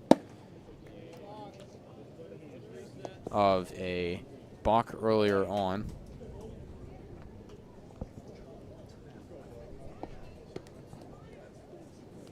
The 1-1 in there for a strike. Some breaking ball, some vertical movement right there. Is now it's click a ball, 2 strikes with 2 outs. With 2 outs, the pitch. And that one will sail well foul to the right side and gets over the fence. So this 2-strike tango one more time. Goldie's been excellent, Brian. He's been able to locate effectively, forcing weak contact. Unlike the 2 men before him, he's really had these Sox hitters behind rather than out in front. Absolutely. Good to see from Sean Goldie, who had those 3 strikeouts. So 1-2 is taken down low again, and that's really something that just happens to be the byproduct of using the breaking ball that many times going down low. Don't want to leave anything over the heart of the plate. 2-2. Gets a piece foul off the end of the bat. It's Harrison Campy. So 2 balls, 2 strikes, 2 outs with nobody on base. 2 times 2 equals 4. It's the 4th inning. Not a true deuces wild, but plenty of 2s to go around. The 2-2 pitch. Outside, ball 3. Sean Goldie, all 5'9", 175 pounds. Looks for a 1-2-3 inning. Payoff pitch. Fouled tip into the catcher's mitt of Cole Sopchi to end the inning. 2 strikeouts in the frame. It's a 1-2-3 inning as we head to the top of the 5th. We'll be right back in the Tom Sox Broadcast Network.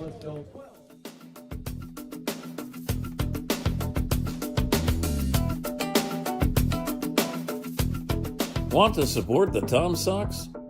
We offer many tiers of sponsorships with numerous benefits. Head to tomsox.org/sponsors to learn more about how you can become a valued partner today. Become a host family today. Host families provide players with a home away from home while building connections that go beyond baseball. Discover the lasting impact that host families have on the team and our community at tomsox.org/host-families. Contribute to Charlottesville Community Baseball today. As a 501c3 nonprofit organization, your support helps the Charlottesville Tom Sox create. Back now here in the top of the fifth. It was the first 1-2-3 frame for the Tom Sox. In the bottom of the fourth, getting set down by 2 Sean Goldie strikeouts. Brian Portney alongside Luke Stefanisco here on this cloudy Saturday afternoon.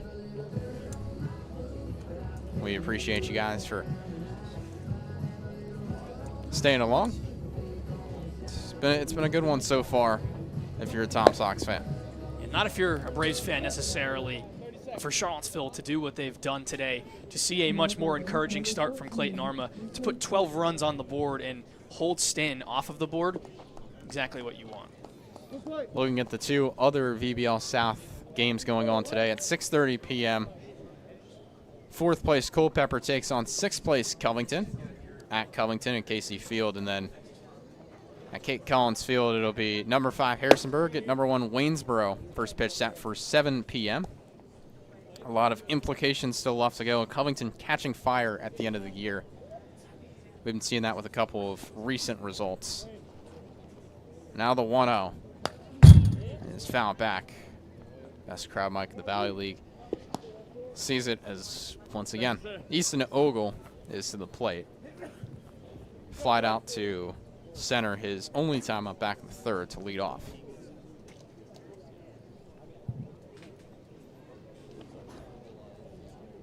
One. Swing and a miss. Staunton's magic number to clinch playoff contention is 1 today, which means either a win from them or a loss by Harrisonburg at Waynesboro tonight. Now the 1-2. Another piece foul. And the Sox are getting an arm warm. It's Lucas Arbelize out in the bullpen. He'll presumably be next in line for whenever Thomas Abel and company decide to pull the plug on Clayton Arma, who's been fantastic today. Really has been. A 1-2 pitch. Swing and a miss. He got him. 2 swinging strikeouts for him today. Clayton Arma has 5 on the bump.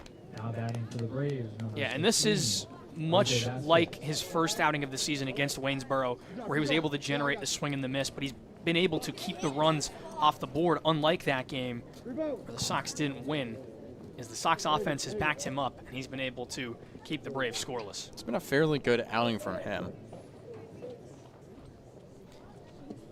Though 5 walks to boot. First pitch to Jose Vasquez. It's up high for a ball. And he's gotten 2 of those walks today. 1-0 is up high. You see a lot of load up in the back legs for Jose Vasquez. His stance reminds me a lot of, a couple college players who are able to generate that stance with their small frame. Yeah. Go ahead, Clay. Go ahead. 2-0. Foul ball back behind us, so it's 2-1. Fans, please return all foul balls to the concession stand for a special prize.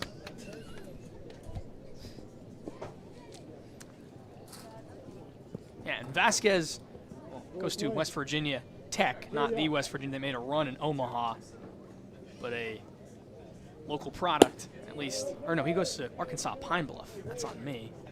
From Norwalk, Connecticut, not a local product. Well, if you're here for long enough, at a certain point, you're a local product. Because you become brothers with these guys over the course of a season.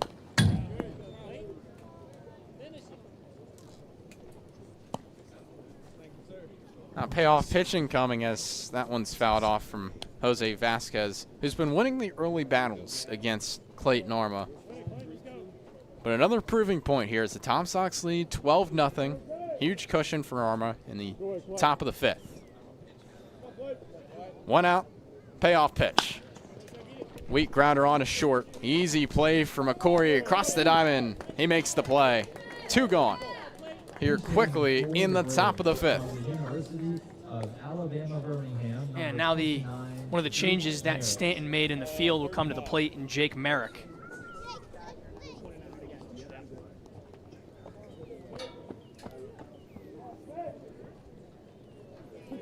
So that'll bring up Jake Merrick.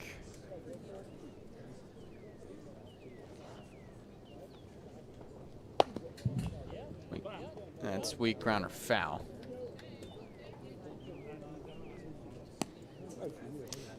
Jake Merrick on the season batting .279. It's one of the lowest walk rates on the team, only just under 9% of the time.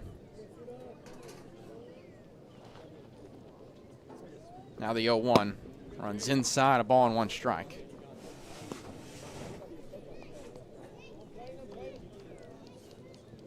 So that would mean Lawson's day is done. He was 0 for 2 in his turns. Merrick was 0 for 3 with a strikeout in the 13-5 win over Waynesboro. 1-1 is up high, 2 balls, 1 strike. Yeah, we already mentioned Josh Hall over to short, so Merrick will come into the game playing third.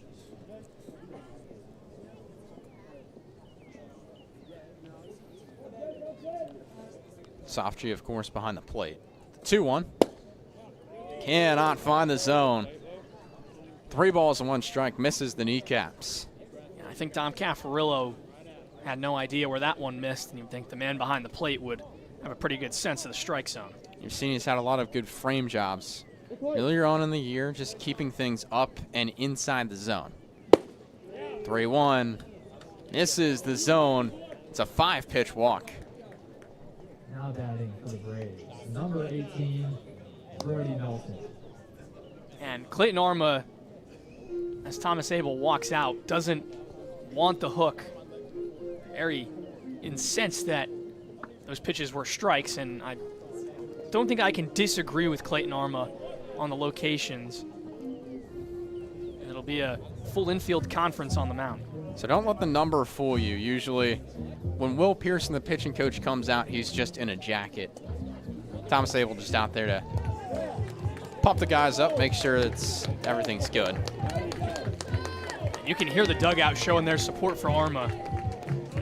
They love the fire that he just showed, and that he wants to stay in it. He's fired up on the mound. Well, you know, he's got that competitive spirit. We see that all across the game nowadays. Guys don't want to be taken out of the game. You got to love that. But now it's a big spot. Brody Melton up to the plate. He's 1 for 2 today. Singled in his last turn. That one, first pitch, swing and a miss. That's how you know he's fired up. First pitch heater to a guy like Brody Melton, and you blow it by him. Arma wants this one. Not afraid to pound the zone. We'll see if he does it again. 0-1 pitch. Inside. A little chin music right there to even things up. He's definitely throwing with a lot more ferocity out there. I think he knows it's his last batter, so leave it all that he's got out on the field. 1 ball, 1 strike. The pitch. That's a pop-up in the air, right center field. Bachman makes the catch for out number 3. And a hat tip to you, Clayton Arma, as we head to the bottom of the 5th. Luke Stefanesco on play-by-play when we come back. No errors.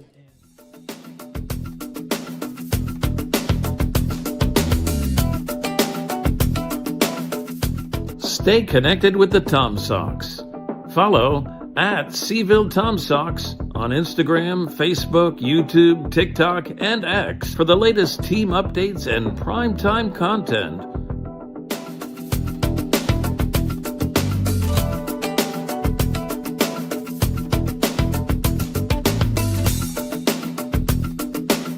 Explore our redesigned website at TomSox.org for everything Tom Sox baseball, and sign up for our no-cost email newsletter.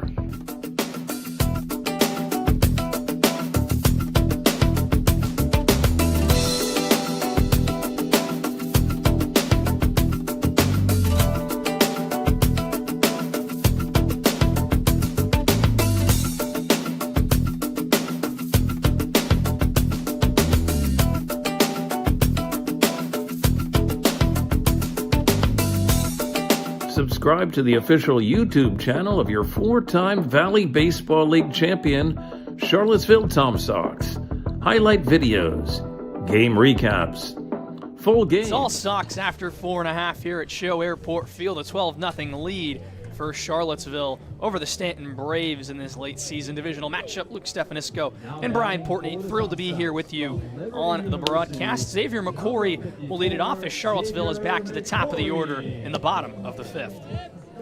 Yeah, good to see. Maybe the Tom Sox will light a fire under themselves after how Clayton Norma had finished the top of the 5th. Spirited end of the outing for Arma, who protested leaving the ball game, and Thomas Abel relented, leaving Arma in to get the final out of the top of the 5th. McCory takes a first pitch ball to begin the bottom of the inning. I gotta appreciate that from him. Still Sean Goldie on the mound for Staunton after a scoreless bottom of the 4th. McCory goes back up the middle for a base knock to begin the frame. He'll take a turn around first and hang on there with a leadoff single in the frame for Charlottesville. They just keep things coming, and it was his first hit of the game, if you can believe it. But he's gotten on base 3 or 4 times, 2 times by way of the hit by pitch. From McCory to McCullum. Third baseman will dig in. Grayson is 0 for 2 today. Reached on an error and came around to score in the 2nd, and reached on a free pass in the 3rd inning, working his way around the base paths. First pitch to him misses downstairs. It's a 1-0 count. Yeah, I mean, those two have provided a lot of value. As for Grayson McCullum, he has gotten on by way of a walk today, but has not seen a hit yet. 1-0 pitch from Goldie, breaking ball just off the outer edge. And McCullum is ahead 2-0. In fact, he is the only one to not record a hit today, which means we might have another entry into the game notes if he gets one. Corey off of first, Goldie out of the stretch. The 2-0 pitch down in the dirt. And quickly 3 balls, no strikes to the Sox hits leader. Again, walks maxing wouldn't be the worst thing here. You move somebody up, you get runner in scoring position, and you keep attacking. It's about striking while the iron is hot. We've seen that today from the Tom Sox offense. Caden Combs on deck. He already has a hit, as well as Aiden Harris, who had the 2-run homer back in the 1st inning. Goldie deals outside for ball 4. It's back-to-back base runners for Charlottesville, and a big opportunity for Combs to add on to this sizable lead. Well, it's been a 4-pitch walk right there, and Tom Sox are finding quite the healthy balance. Now they have 5 walks on the day to 10 hits. Finding a way on base has been the key to success for Charlottesville since their 0-7 start to the season. First pitch breaking ball to Caden Combs from Goldie is in there for a called strike. Well, if the result holds, the Tom Sox would be .500 for the first time this season. It's been a long time coming for Charlottesville, who's had to fight and claw from their rough start to get back to this point. And again, game is not over, but Charlottesville in very good positioning with a 12-run lead in the 5th inning. Corey off of second, McCullum at first. A 1-1 count. Goldie delivers the next pitch into Combs, which is swung on and missed for strike 2. It's a healthy hack there by Caden Combs. He's looking for something, but now it's 2 strikes, still no outs, but he wants something here. Long pause from Combs at the plate, now into his stance. Goldie gets his sign. Look back to second, and he'll come downhill. Combs lines it into right center field. That'll drop in for a base hit. Around third is McCory. It's bobbled by the right fielder, Melton. Combs will advance to second. And Caden Combs, an RBI single to make it 13-0 for Charlottesville. It's a good base knock there. We saw him go up the middle, and we saw him be able to hit it into the gaps to right center. You almost want him to pull on the next one. Maybe he's a little bit late right now on the pitches coming from Goldie and company, but that doesn't really matter. He's getting contact, and he's getting barrel contact at that. Second hit of the game for Combs, and a mound visit between Cole Sofji and Sean Goldie just in front of the mound. That'll bring up Aiden Harris, who already has a pair of RBIs in this game. Coming back on his 2-run blast to right center field in his first at-bat after returning from injury. Still no outs here in the bottom of the 5th. First pitch from Goldie to Harris is a wave and a miss. Big hack from the DH, but he came up empty. He's had pretty much everything to his line so far today. A home run, a strikeout, a walk, or just a regular base knock here as well. 0-1 the count. Goldie kicks and fires. Harris spits on a breaking ball. Unfortunately, it drops into the zone for him, and he's behind 0-2. And that's the thing that has been working for these Staunton pitchers, is to get ahead against Harris. 0-2 pitch. Down in the dirt. Nice block by Safji. 1 ball and 2 strikes. 13-0 lead for the Sox. Large cushion provided by the Charlottesville Bats. 1-2 pitch. Harris watches it down in the dirt.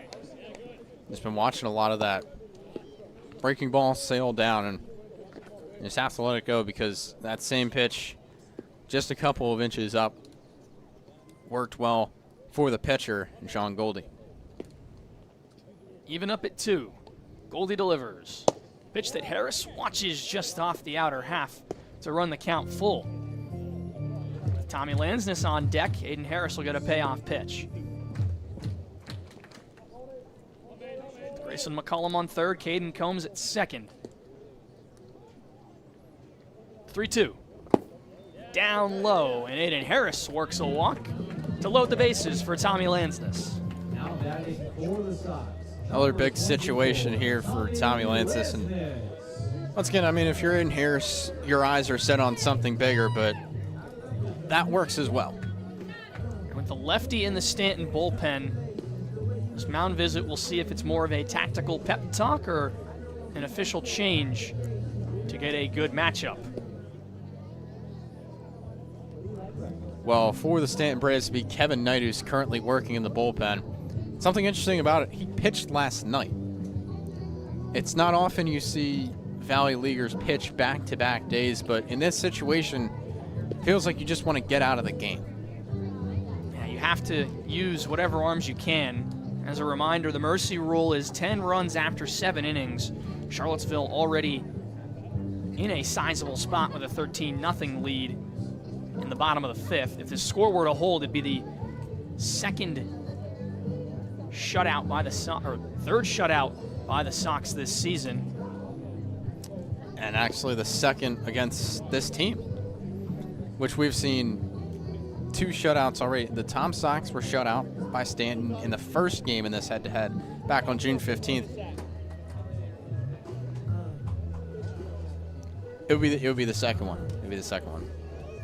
Oh, there you go. Sox defeated Culpepper via shutout, and then a complete game shutout from Lucas Cash in 7 innings. It was the second for Charlottesville. Staunton obviously shut out the Sox in the first matchup between the two this season.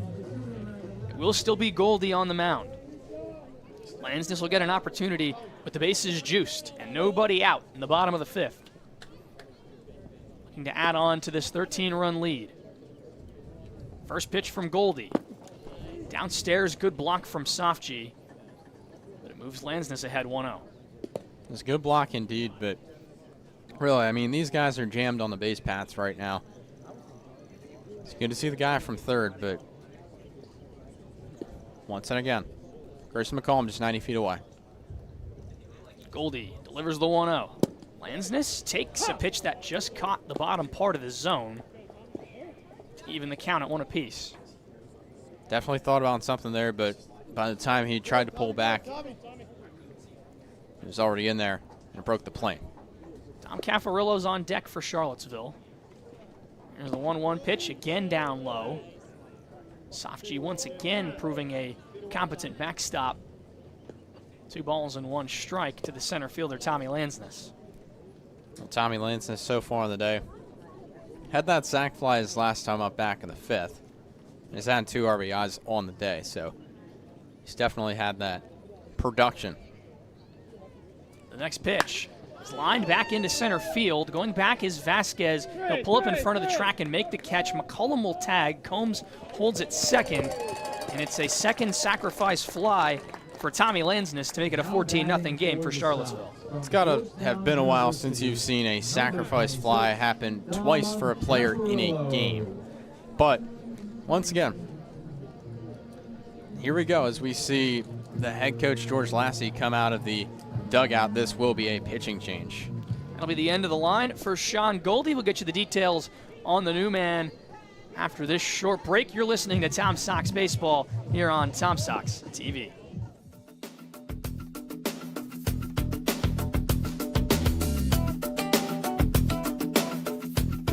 Want to support the Tom Sox? We offer many tiers of sponsorships with numerous benefits. Head to tomsox.org/sponsors to learn more about how you can become a valued partner today. Become a host family today. Host families provide players with a home away from home while building connections that go beyond baseball. Discover the lasting impact that host families have on the team and our community at tomsox.org/host-families. Contribute to Charlottesville Community Baseball today.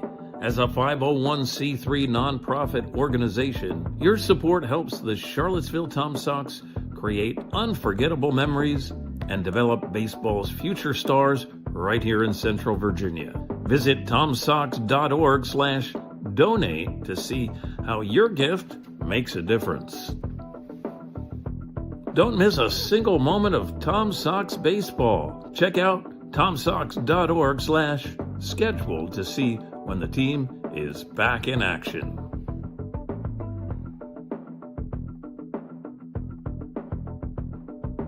Learn from the best this summer. Join Tom Sox players and coaches in our annual summer camps. It's a chance for kids ages 6 to 12 to learn from the past, present, and future of baseball. Find more information and sign up at tomsox.org/summercamp.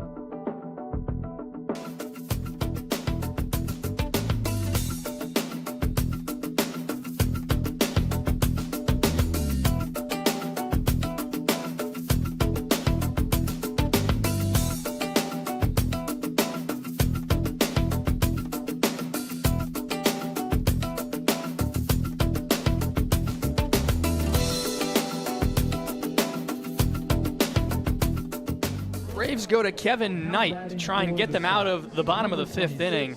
Damage may have already been done in this game, but damage control is the name of the game for the Braves and limiting the run differential, as 14 run differential currently favoring the Sox. Knight pitched yesterday a complete inning against the Waynesboro Generals, 2 strikeouts in that outing for the lefty. Faced the righty Dom Caffarillo with 2 runners on base. First pitch to Caffarillo upstairs for a ball. Yeah, not really often you see a Valley League pitcher go 2 days in a row, but you got to understand for Staunton, they're still gunning for that first spot in the VBL South Division. They need all hands on deck. Harris at first and Combs at second. Knight deals the next pitch that Caffarillo lines into right center field. Vasquez coming on, and he makes the catch and a glide for out number 2. That's a good job by Vasquez to come in on that one. It was a nice read. And automatically you get one out for Kevin Knight, who has a 1.17 ERA, and it just continues to go down because of things like that. Good contact to induce. He's been someone that's been used in short relief for the Braves, only about an inning per outing. They might need him to go a little bit longer today. Lucas Ream stepping into the batter's box, 2 for 3 on the contest. Double, a single, and a strikeout looking for the left fielder. First pitch from Knight, a bender, in for a call and strike.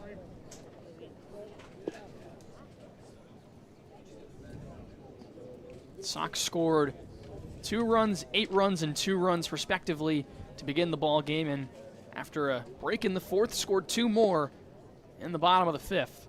still ongoing with 2 runners on base. Knight misses outside to make the count 1-1.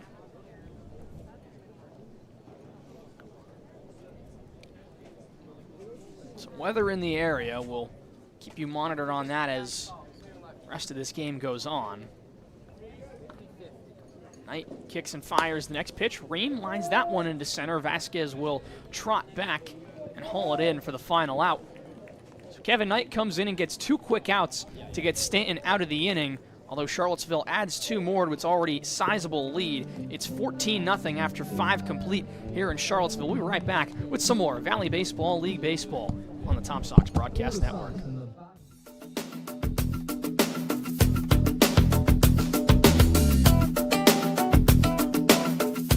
Stay connected with the Tom Sox. Follow at Seville Tom Sox on Instagram, Facebook, YouTube, TikTok, and X for the latest team updates and primetime content.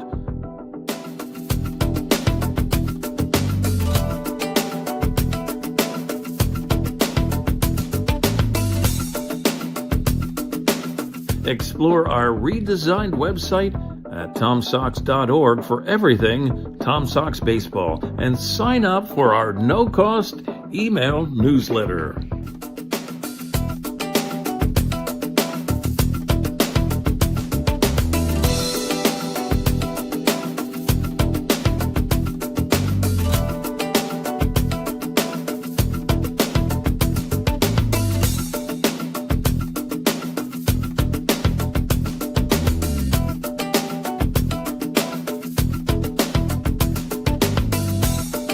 Subscribe to the official YouTube channel of your 4-time Valley Baseball League champion, Charlottesville Tom Sox. Highlight videos, game recaps, full games, in-depth interviews, and so much more on the official digital home of the Charlottesville Tom Sox.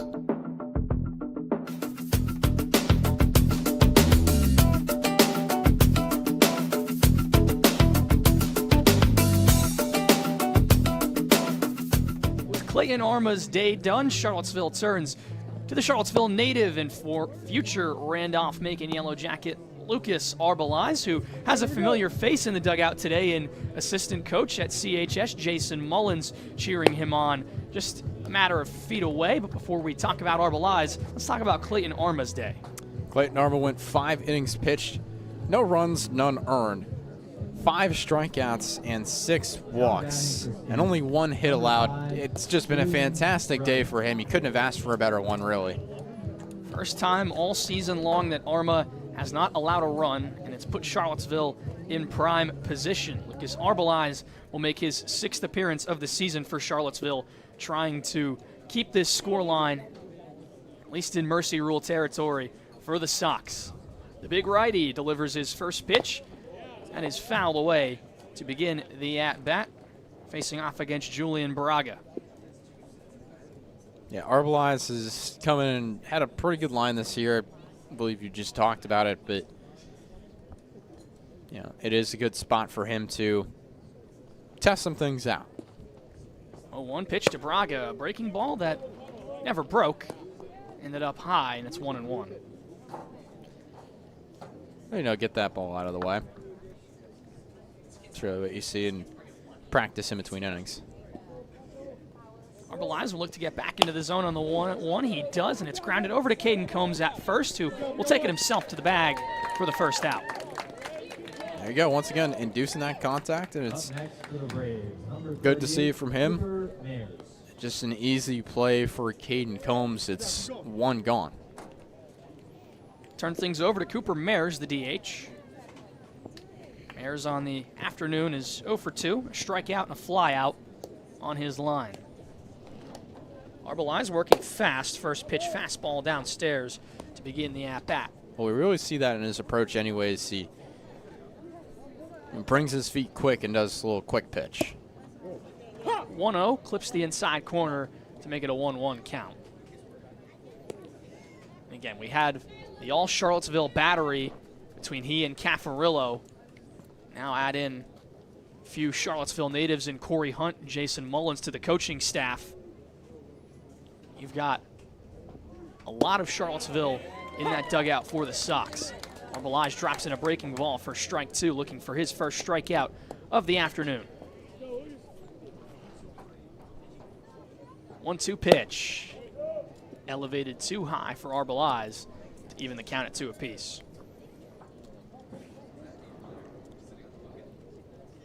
He gets the sign he likes.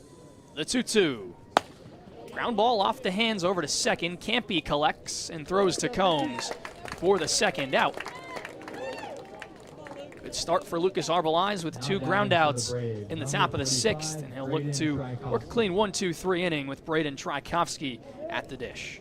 Yeah, by any means necessary. Just 2 balls that end up staying in the infield, and it's good to see from Arbelage.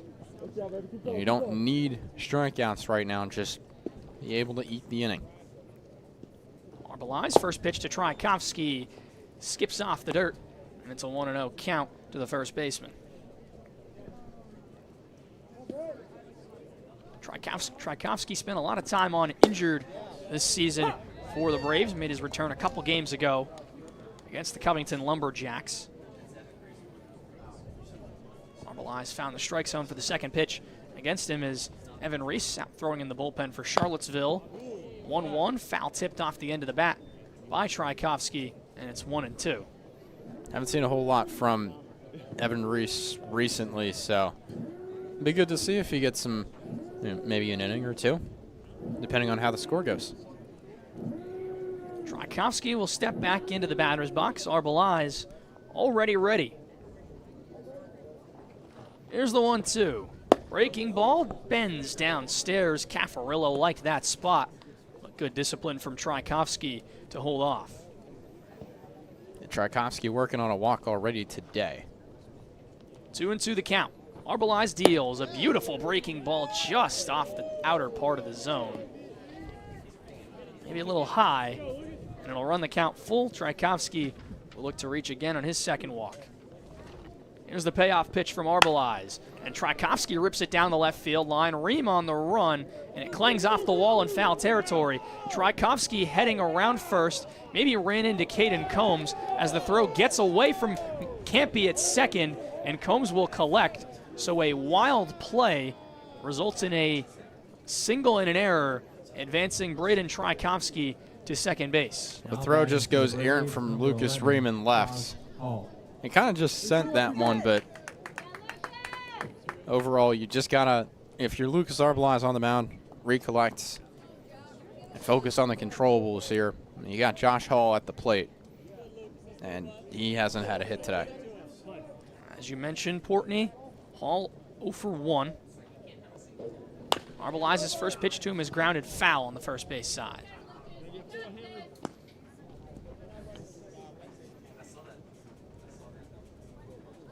Owen won the count to the lefty Josh Hall. Arbelage look back to second and Tchaikovsky. Now he comes to the plate, and Hall waves and misses at an off-speed offering down in the dirt. It's 0-2. Hall playing in his first game since July 2nd. And in that has been working on a 2-game on-base streak. He's already gotten to number 3 today. Arbelage, one last look to Tchaikovsky. The 0-2 pitch, swing and a miss. He got him. Lucas Arbelage works around the 2-out single from Tchaikovsky and strands him at second. It's 14-0 Charlottesville. They'll get a chance to add on in the bottom of the inning when we come back here on the Tom Sox Broadcast Network.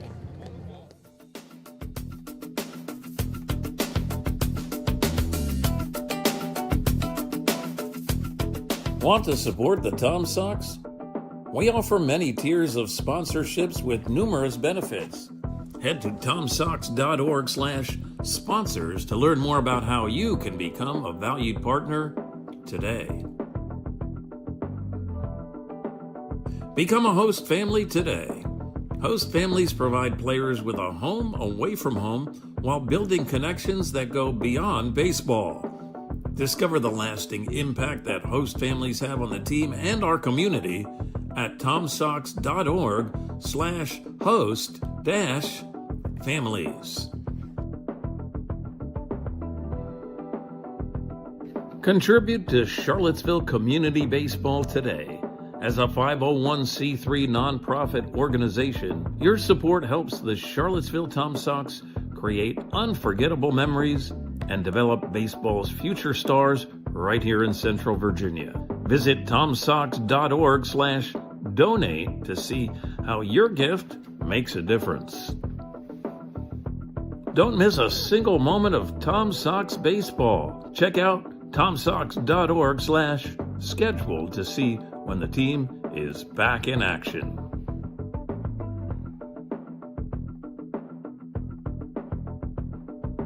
Learn from the best this summer. Join Tom Sox players and coaches in our annual summer camps. It's a chance for kids ages 6 to 12 to learn from the past, present, and future of baseball. Find more information and sign up at tomsox.org/summercamp. Sox will face a familiar face in the bottom of the 6th inning. It's Cohen Bohannon, who in his last appearance faced the Sox in his first start of the year. And safe to say it wasn't his best stuff in that outing against Charlottesville. I mean, it ended up being at least an out recorded. He had 3 outs recorded there, 1 inning pitch, 1 hit, and 4 earned runs. He's just got to find a way to locate the strike zone. And has a chance to do that against Braden Bachman. A favorable situation with 8-9-1 coming up to the plate. Bachman on the day recorded his first hit in the 2nd inning. That was both for 2 RBIs. Bohannon finds the strike zone. No. That one clipped the plate, did not, and it's ball 1. Zone from Trevor Kindred all over the place today. Some sweeping motion there from Bohannon as he tries to relocate. Bachman fights off the next pitch into shallow center field, and no one will get it. It drops in for a base hit. Big turnaround first for the right fielder, but he holds up at the bag. It's a leadoff single for the Sox in the bottom of the 6th. Almost sounded like it got splintered. Once again, they've been getting it done with mainly weak contact today, but they've also had hard contact, and really they've hit to all fields today. It's just been a fantastic show of offense, the Tom Sox. Seems like the bat is indeed done in the dugout. Just to the right of your screen, Henry Knight and Albert Maldonado Jr. contemplating snapping it over their knee. It's the Alec Boehm. Now it's Harrison Campy, who had his 7-plate appearance on base streak snapped in his last at-bat with a strikeout. He moves ahead 1-0. It's still been good to see from him. Tom Sox right now 3 hits shy of tying the season high. 1-0 from Bohannon. Bends not enough and misses outside again. It's 2-0. They got that number back on June 28th in the 11-9 win over Harrisonburg. Bachman off of first. He'll hold there. 2-0 pitch to Campy's up high to make it 3-0. Now for Campy, I mean, you can walk smacks if you want to. I know we've loved saying that word today. It's a good key to the game. 3-0 outside. Ball 4 and a 4-pitch walk for Campy. His 2nd of the afternoon. And it's quickly 2-man on for Charlottesville. And another lefty warming in the Staunton bullpen. For the Sox from Liberty University, number 54. I believe that's Keegan Hazler. And he has pitched before in a game.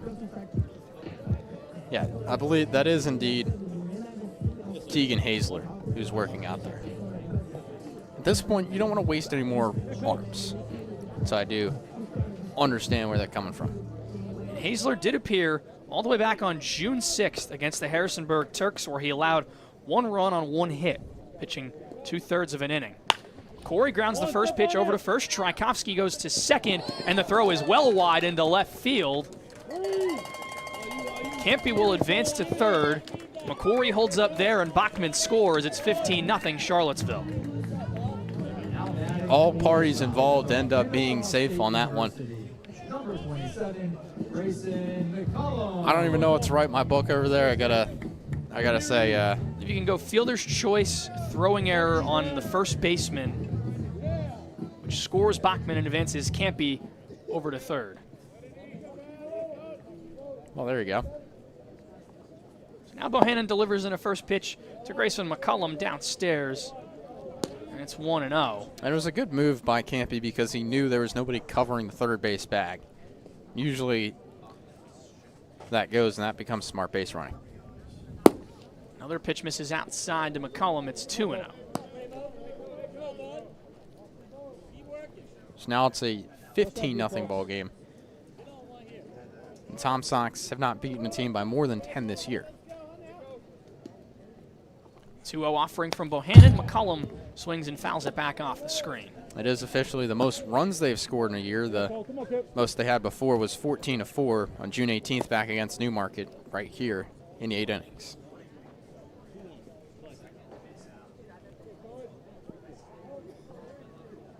McCullum swings the 2-1 pitch, and Bohannon evens the count at 2 apiece with a nice breaking ball.2-2 pitch. McCullum pops it up.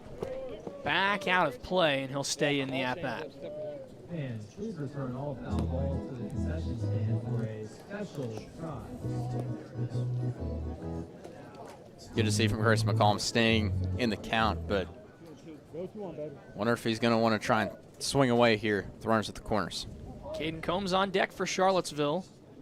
The 2-2 pitch. Downstairs, it gets past Braga, the new catcher, and Kempe will slide in for the 16th run of the game for Charlottesville. And for Julian Braga on the year, make that 15 passed balls on the season. He's kind of transitioned into a left field role. He and Cole Sofji swapped places. The beginning of this inning, Sofji out and left, Braga behind the dish. Corey now at second. McCullum will see the full count pitch and pop it up into fair play. Tchaikovsky back behind the bag. He's called off by the second baseman, Ogle, for the first out. Good call off by Ogle. It was trailing up that first base line, and it ends up he made some good communication. And now it's now 16-0. It's been an onslaught today. Caden Combs is 2 for 3. A single in the first and his double in the fifth. He takes a first pitch heater for a strike from Bohannon.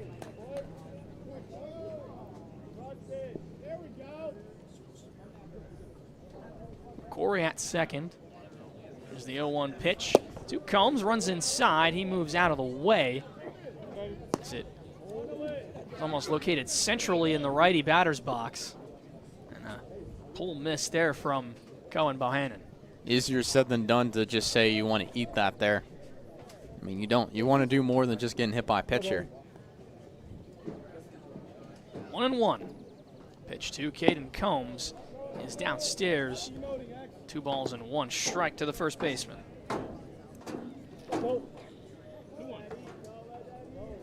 Auburn Tiger back in. The Liberty Flame at second. 2-1. Well, in the left-handed batter's box.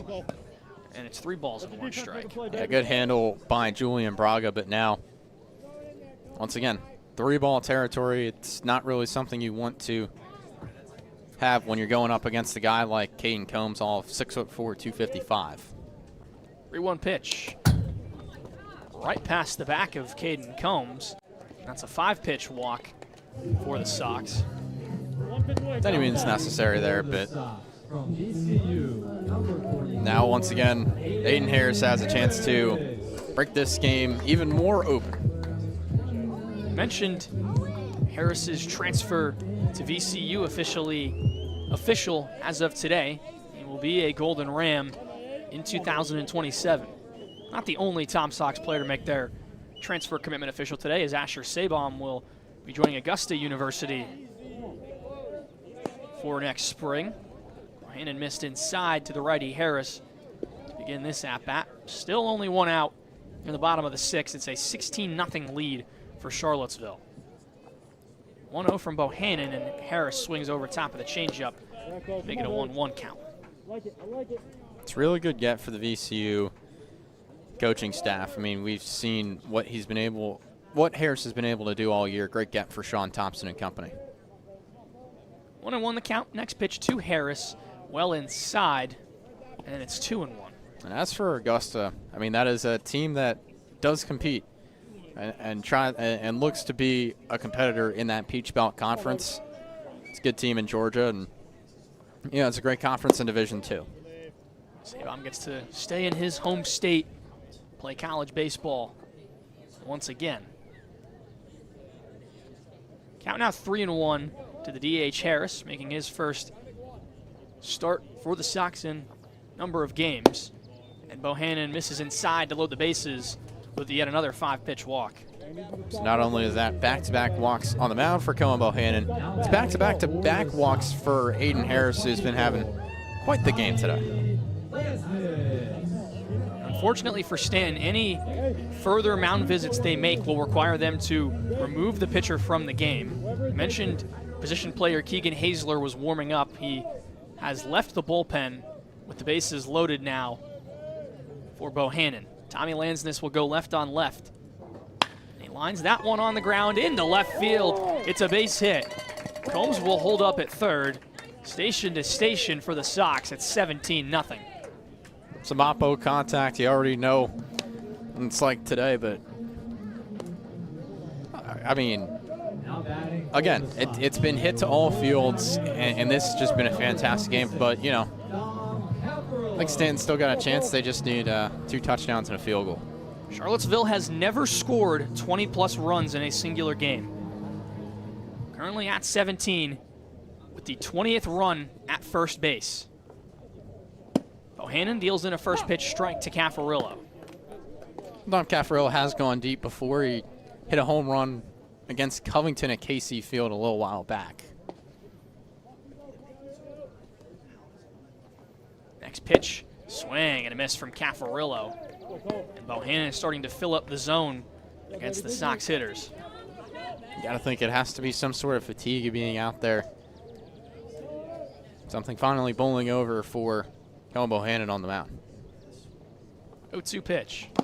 Foul tip into the mitt, and Bohannon gets a strikeout. 2 outs now for the Sox. Now batting for Charlottesville. Here in the bottom of the 6th. That certainly does something for the momentum. If Lucas Ream is able to get on, the Tom Sox will have batted around twice in a game, which I believe has happened this year. Ream into the batter's box, the righty trying to continue this inning for Charlottesville. Ream grounds that one over to short on a hop, fielded by Hall, throw to first, not in time. And Ream legs out an infield single. It is 18-0 Sox. Most runs Charlottesville has scored in a single game was 19, all the way back in 2024. That is absolutely why you run it out, because he was taking more than just the extra step. He was taking the extra second. And in that time, Ream was flying up to first. So now Bachman gets his second at-bat of the inning. Bohannon misses well outside to begin the count to the right fielder. Bachman 0 for 1 when he has his second at-bat of an inning in this game. That was a 6-4-3 double play. Bachman takes another pitch off the outer edge, and it's 2-0. I think Staunton is content with letting Bohannon try to get through this inning, not using any more of their arms. 2-0 clips the inside corner for the first strike in the count to make it 2-1. With every strike becomes a sigh of relief. This team, they just take it one step at a time. 2-1 pitch. Breaking ball that bends inside, and it's 3-1. Slight shift out of the box for Bachman. Did a good job of doing that, but now he's one pitch away from tying the franchise high in runs in a game.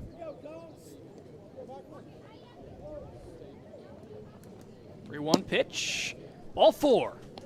And the Tom Sox have tied the franchise high in runs scored in a single game at 19.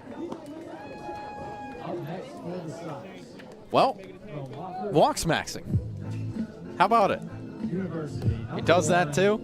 It's hit to all fields. It's walks maxing. It's every single thing that could possibly go right for this team, and it happened today. Let's just hope they didn't use up their runs for tomorrow. Let's hope that's not the case. Staunton will make a pitching change as they will go to their position player in Keegan Hazler. We'll be right back after he gets a few warm-up tosses here on the Tom Sox Broadcast Network.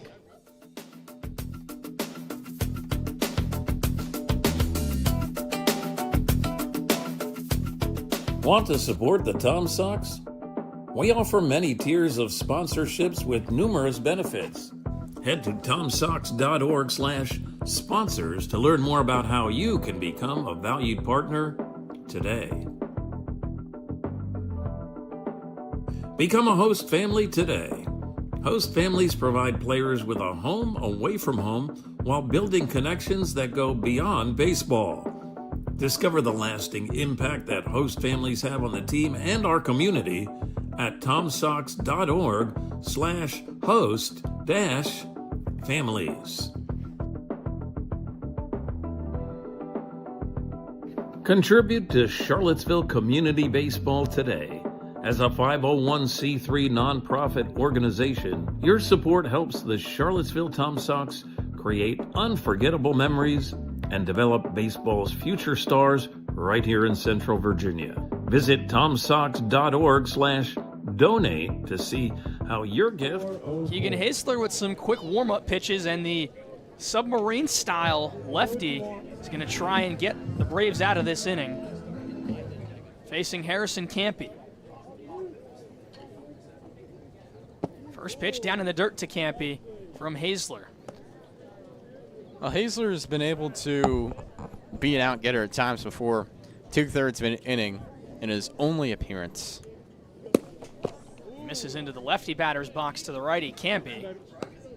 It's 2-0. And again, as a reminder, fans, the Tom Sox have never scored 20 runs in franchise history, tying for the 20th run standing at third base. Hazler locates the zone on the 2-0.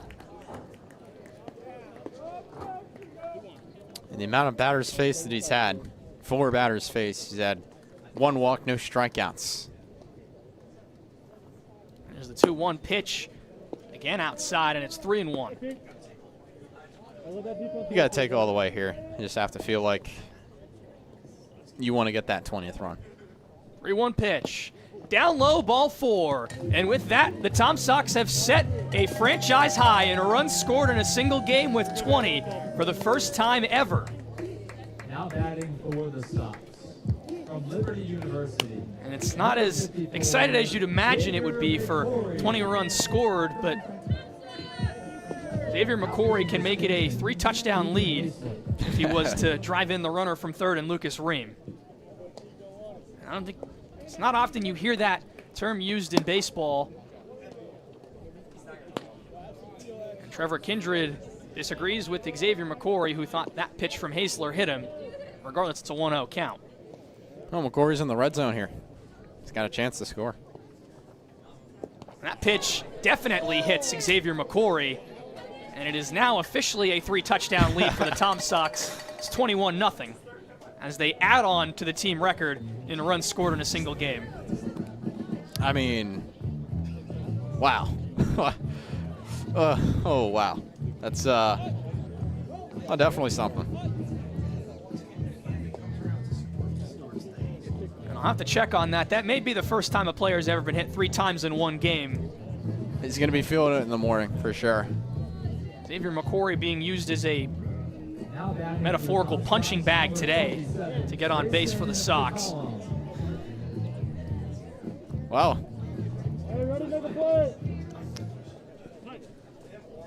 Glad to see we both got very crooked frames to call. And Hazler's first pitch to McCullum well outside for ball 1. This is an unprecedented level of offense from Charlottesville. Hazler locates into the zone to make it 1-1. And a historic day, and what we thought was going to be a pretty normal afternoon for the Sox has bloomed into a large lead. Off-speed offering there from Hazler inside. It's 2-1. I mean, there's no doubt this team came out to play today. And the Tom Sox has been able to hit to all fields and draw a lot of walks as well. Cullum taps this one on the ground over to short. Flip to second. Is in time for the third and final out. And a cheer from the Tom Sox faithful as they lead 21-0. We'll see if the Sox bullpen can hold on to the lead in the top of the 7th and finish this one off. We'll be right back here on the Tom Sox Broadcast Network.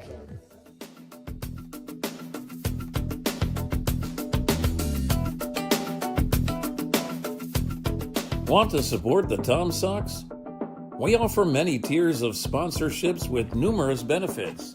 Head to tomsox.org/sponsors to learn more about how you can become a valued partner today. Become a host family today. Host families provide players with a home away from home while building connections that go beyond baseball. Discover the lasting impact that host families have on the team and our community at tomsox.org/host-families. Contribute to Charlottesville Community Baseball today. As a 501c3 nonprofit organization, your support helps the Charlottesville Tom Sox create unforgettable memories and develop baseball's future stars right here in Central Virginia. Visit tomsox.org/donate to see how your gift makes a difference. Don't miss a single Lucas Arbeliz will be tasked with finishing off a scoreline that looks much more like a football game than a baseball game. It's a 21-0 lead for Charlottesville here in the top of the 7th. As the Sox look to close off a historic day here at Show Airport Field. Cole Sofji will lead it off for Staunton as he pops this pitch up. On the infield, Caden Combs will call everyone off and make the catch for the first out. And there you go. It's one pitch, one swing, one out. After the quick first pitch out for Arbeliz, he'll do battle with Easton Ogle in the 9th spot, and Thomas Abel will trot out to the mound and appear to give the hook to Lucas Arbeliz as the Sox have a righty throwing in the bullpen. Well, Evan Reese was throwing at some point. Could be Connor Hedgepeth. We also talked about him working in the bullpen, but his day officially, Lucas Arbeliz, his day officially will be done. Bit like All-Star style. He gets the controllable out, and now he gets the hook.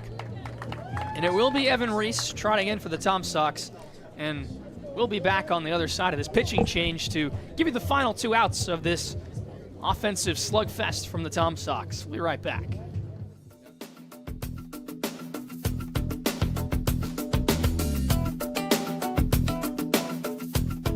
Want to support the Tom Sox? We offer many tiers of sponsorships with numerous benefits. Head to tomsox.org/sponsors to learn more about how you can become a valued partner today. Become a host family today. Host families provide players with a home away from home while building connections that go beyond baseball. Discover the lasting impact that host families have on the team and our community at tomsox.org/host-families. Contribute to Charlottesville Community Baseball today. As a 501c3 nonprofit organization, your support helps the Charlottesville Tom Sox create unforgettable memories and develop baseball's future stars right here in Central Virginia. Visit tomsox.org/donate to see how your gift makes a difference. Don't miss a single moment of Tom Sox baseball. Check out tomsox.org/schedule to see when the team is back in action.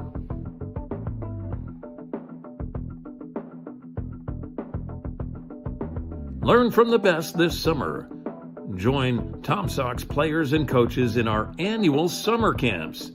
It's a chance for kids ages 6 to 12 to learn from the past, present, and future of baseball. Find more information and sign up at tomsox.org/summercamp.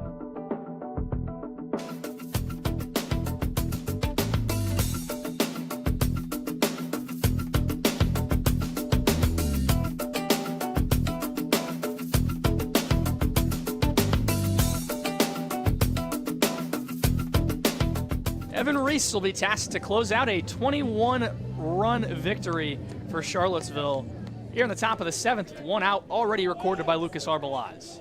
Yeah, it'll be his 6th appearance, 7 innings so far in the year. First pitch to Easton Ogle is popped straight up into shallow center field. Back is Harrison Campy to haul it in for out number 2. 2 pop-ups, there you go. And does a 3-pitch inning still count if it's 2 different pitchers You know, getting the outs? we could still see that. We could still see that. Back to the top of the order, we could see that. Vasquez hasn't swung a lot. Vasquez is, again, a guy that tends to work walks if you give it to him. Reese's first pitch to him is in there for a called strike. And the Sox dugout on the top step, expecting this one to be over. A monumental day for Charlottesville in which they set a franchise high in runs in a single game. Vasquez swings over the off-speed pitch, and it's 0-2. And the Sox 1 pitch away from closing out another 7-inning shutout win on a day which they made history. Reese gets his sign from the belt. The 0-2 pitch. Cue shot foul by Vasquez, and he spoils it to stay alive. So the 3-pitch walk is out of the equation now, but Evan Reese looking for his 4th strikeout of the year. Here in 7 innings pitched, now 7 1/3. Vasquez back into the lefty batter's box. The righty Reese on the slab. His 0-2. Line drive over to short, fielded on a hop by McCory, but he can't hang on to it cleanly. And it's an E6, the first error by the Sox infield today. And that prolongs the game. You don't want to see that whether you're up 21-0 or whether you're up 21-20. But the thing is that you got some room to work with, and there's still no time for panic. Reese takes a look at Vasquez over at first.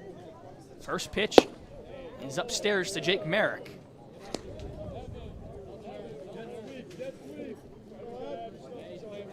Jake Merrick came into the game. He drew a walk back in the 5th. 1-0 count. Reese kicks and fires. Pitch down in the dirt, and it's 2-0.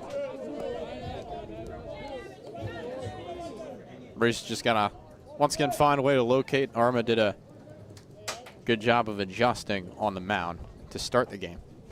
Put this into terms for the scoreline as Reese will miss outside again. It's a 3-touchdown lead for the Tom Sox, a 7 3-pointer lead for Charlottesville. In the basketball terms, I don't think there's ever been 21 goals scored in a professional soccer match, though could be dissuaded on that as Reese finds the zone for strike 1. I think American Samoa versus Australia like a while ago is like 31-0. Well, not 21 and stopping at 21. As Merrick rounds that one foul down the third base line, it's a 3-2 count, and Reese will look to try to end it. Everyone in the ballpark witnessing a piece of history tonight as Reese will look to put the icing on top of a very fun day for Charlottesville. Full count. Reese is 3-2. Well outside. And he works a walk to Jake Merrick. And there's 2 men on now for Staunton. Again, I mean, you got plenty to work with here. You're letting Evan Reese do what he can in this time frame. You're almost giving him a baseline to see what he can work with. And now you've got it against Birdie Melton. Big shot here. First pitch to Melton, a called strike. Begin the at-bat. Home plate umpire yells, "It's over the plate." 0-1 the count to the slugger Melton. Next pitch to him is grounded over to third. Gloved up by McCullum, who throws to second in time for the final out. And Charlottesville closes off a historic afternoon to defeat Staunton 21-0. As we were talking about it earlier, I mean, we wanted to see a normal game, but we got so much more than that. And you guys have been treated to such a spectacle from the jump. I mean, this team is able to hit to all fields today. They were able to do pretty much everything. They were able to draw a lot of walks. They were able to get a lot of contact. They were able to hit oppo. They were able to hit pole side. They were able to hit up the middle. They even got some ground ball contact, and it all ended up working to a fantastic day of hitting. And this team has really shown a lot of promise, not only over the past few days, but over the past couple weeks. Now they're riding a 3-game win streak into Eagle Field tomorrow when they take on the Harrisonburg Turks. Big matchup tomorrow against the Harrisonburg Turks, who currently are on the outside looking in the Valley League South Division. But thanks for sticking with us here on the Tom Sox Broadcast Network. Luke Stefanisco and Brian Portney will be back on the call tomorrow. The Sox take on the Turks at Eagle Field. We'll have a radio broadcast for you so you can stay up to date on how the Sox perform as they look to continue their playoff push into the VBL playoffs. But once again, for Brian Portney, for Matt Becker, for Mason Divers, for Emmy Franklin, for Landon Weaver, I've been Luke Stefanisco saying so long and thank you for this presentation of Tom Sox Baseball. Have a good one, folks.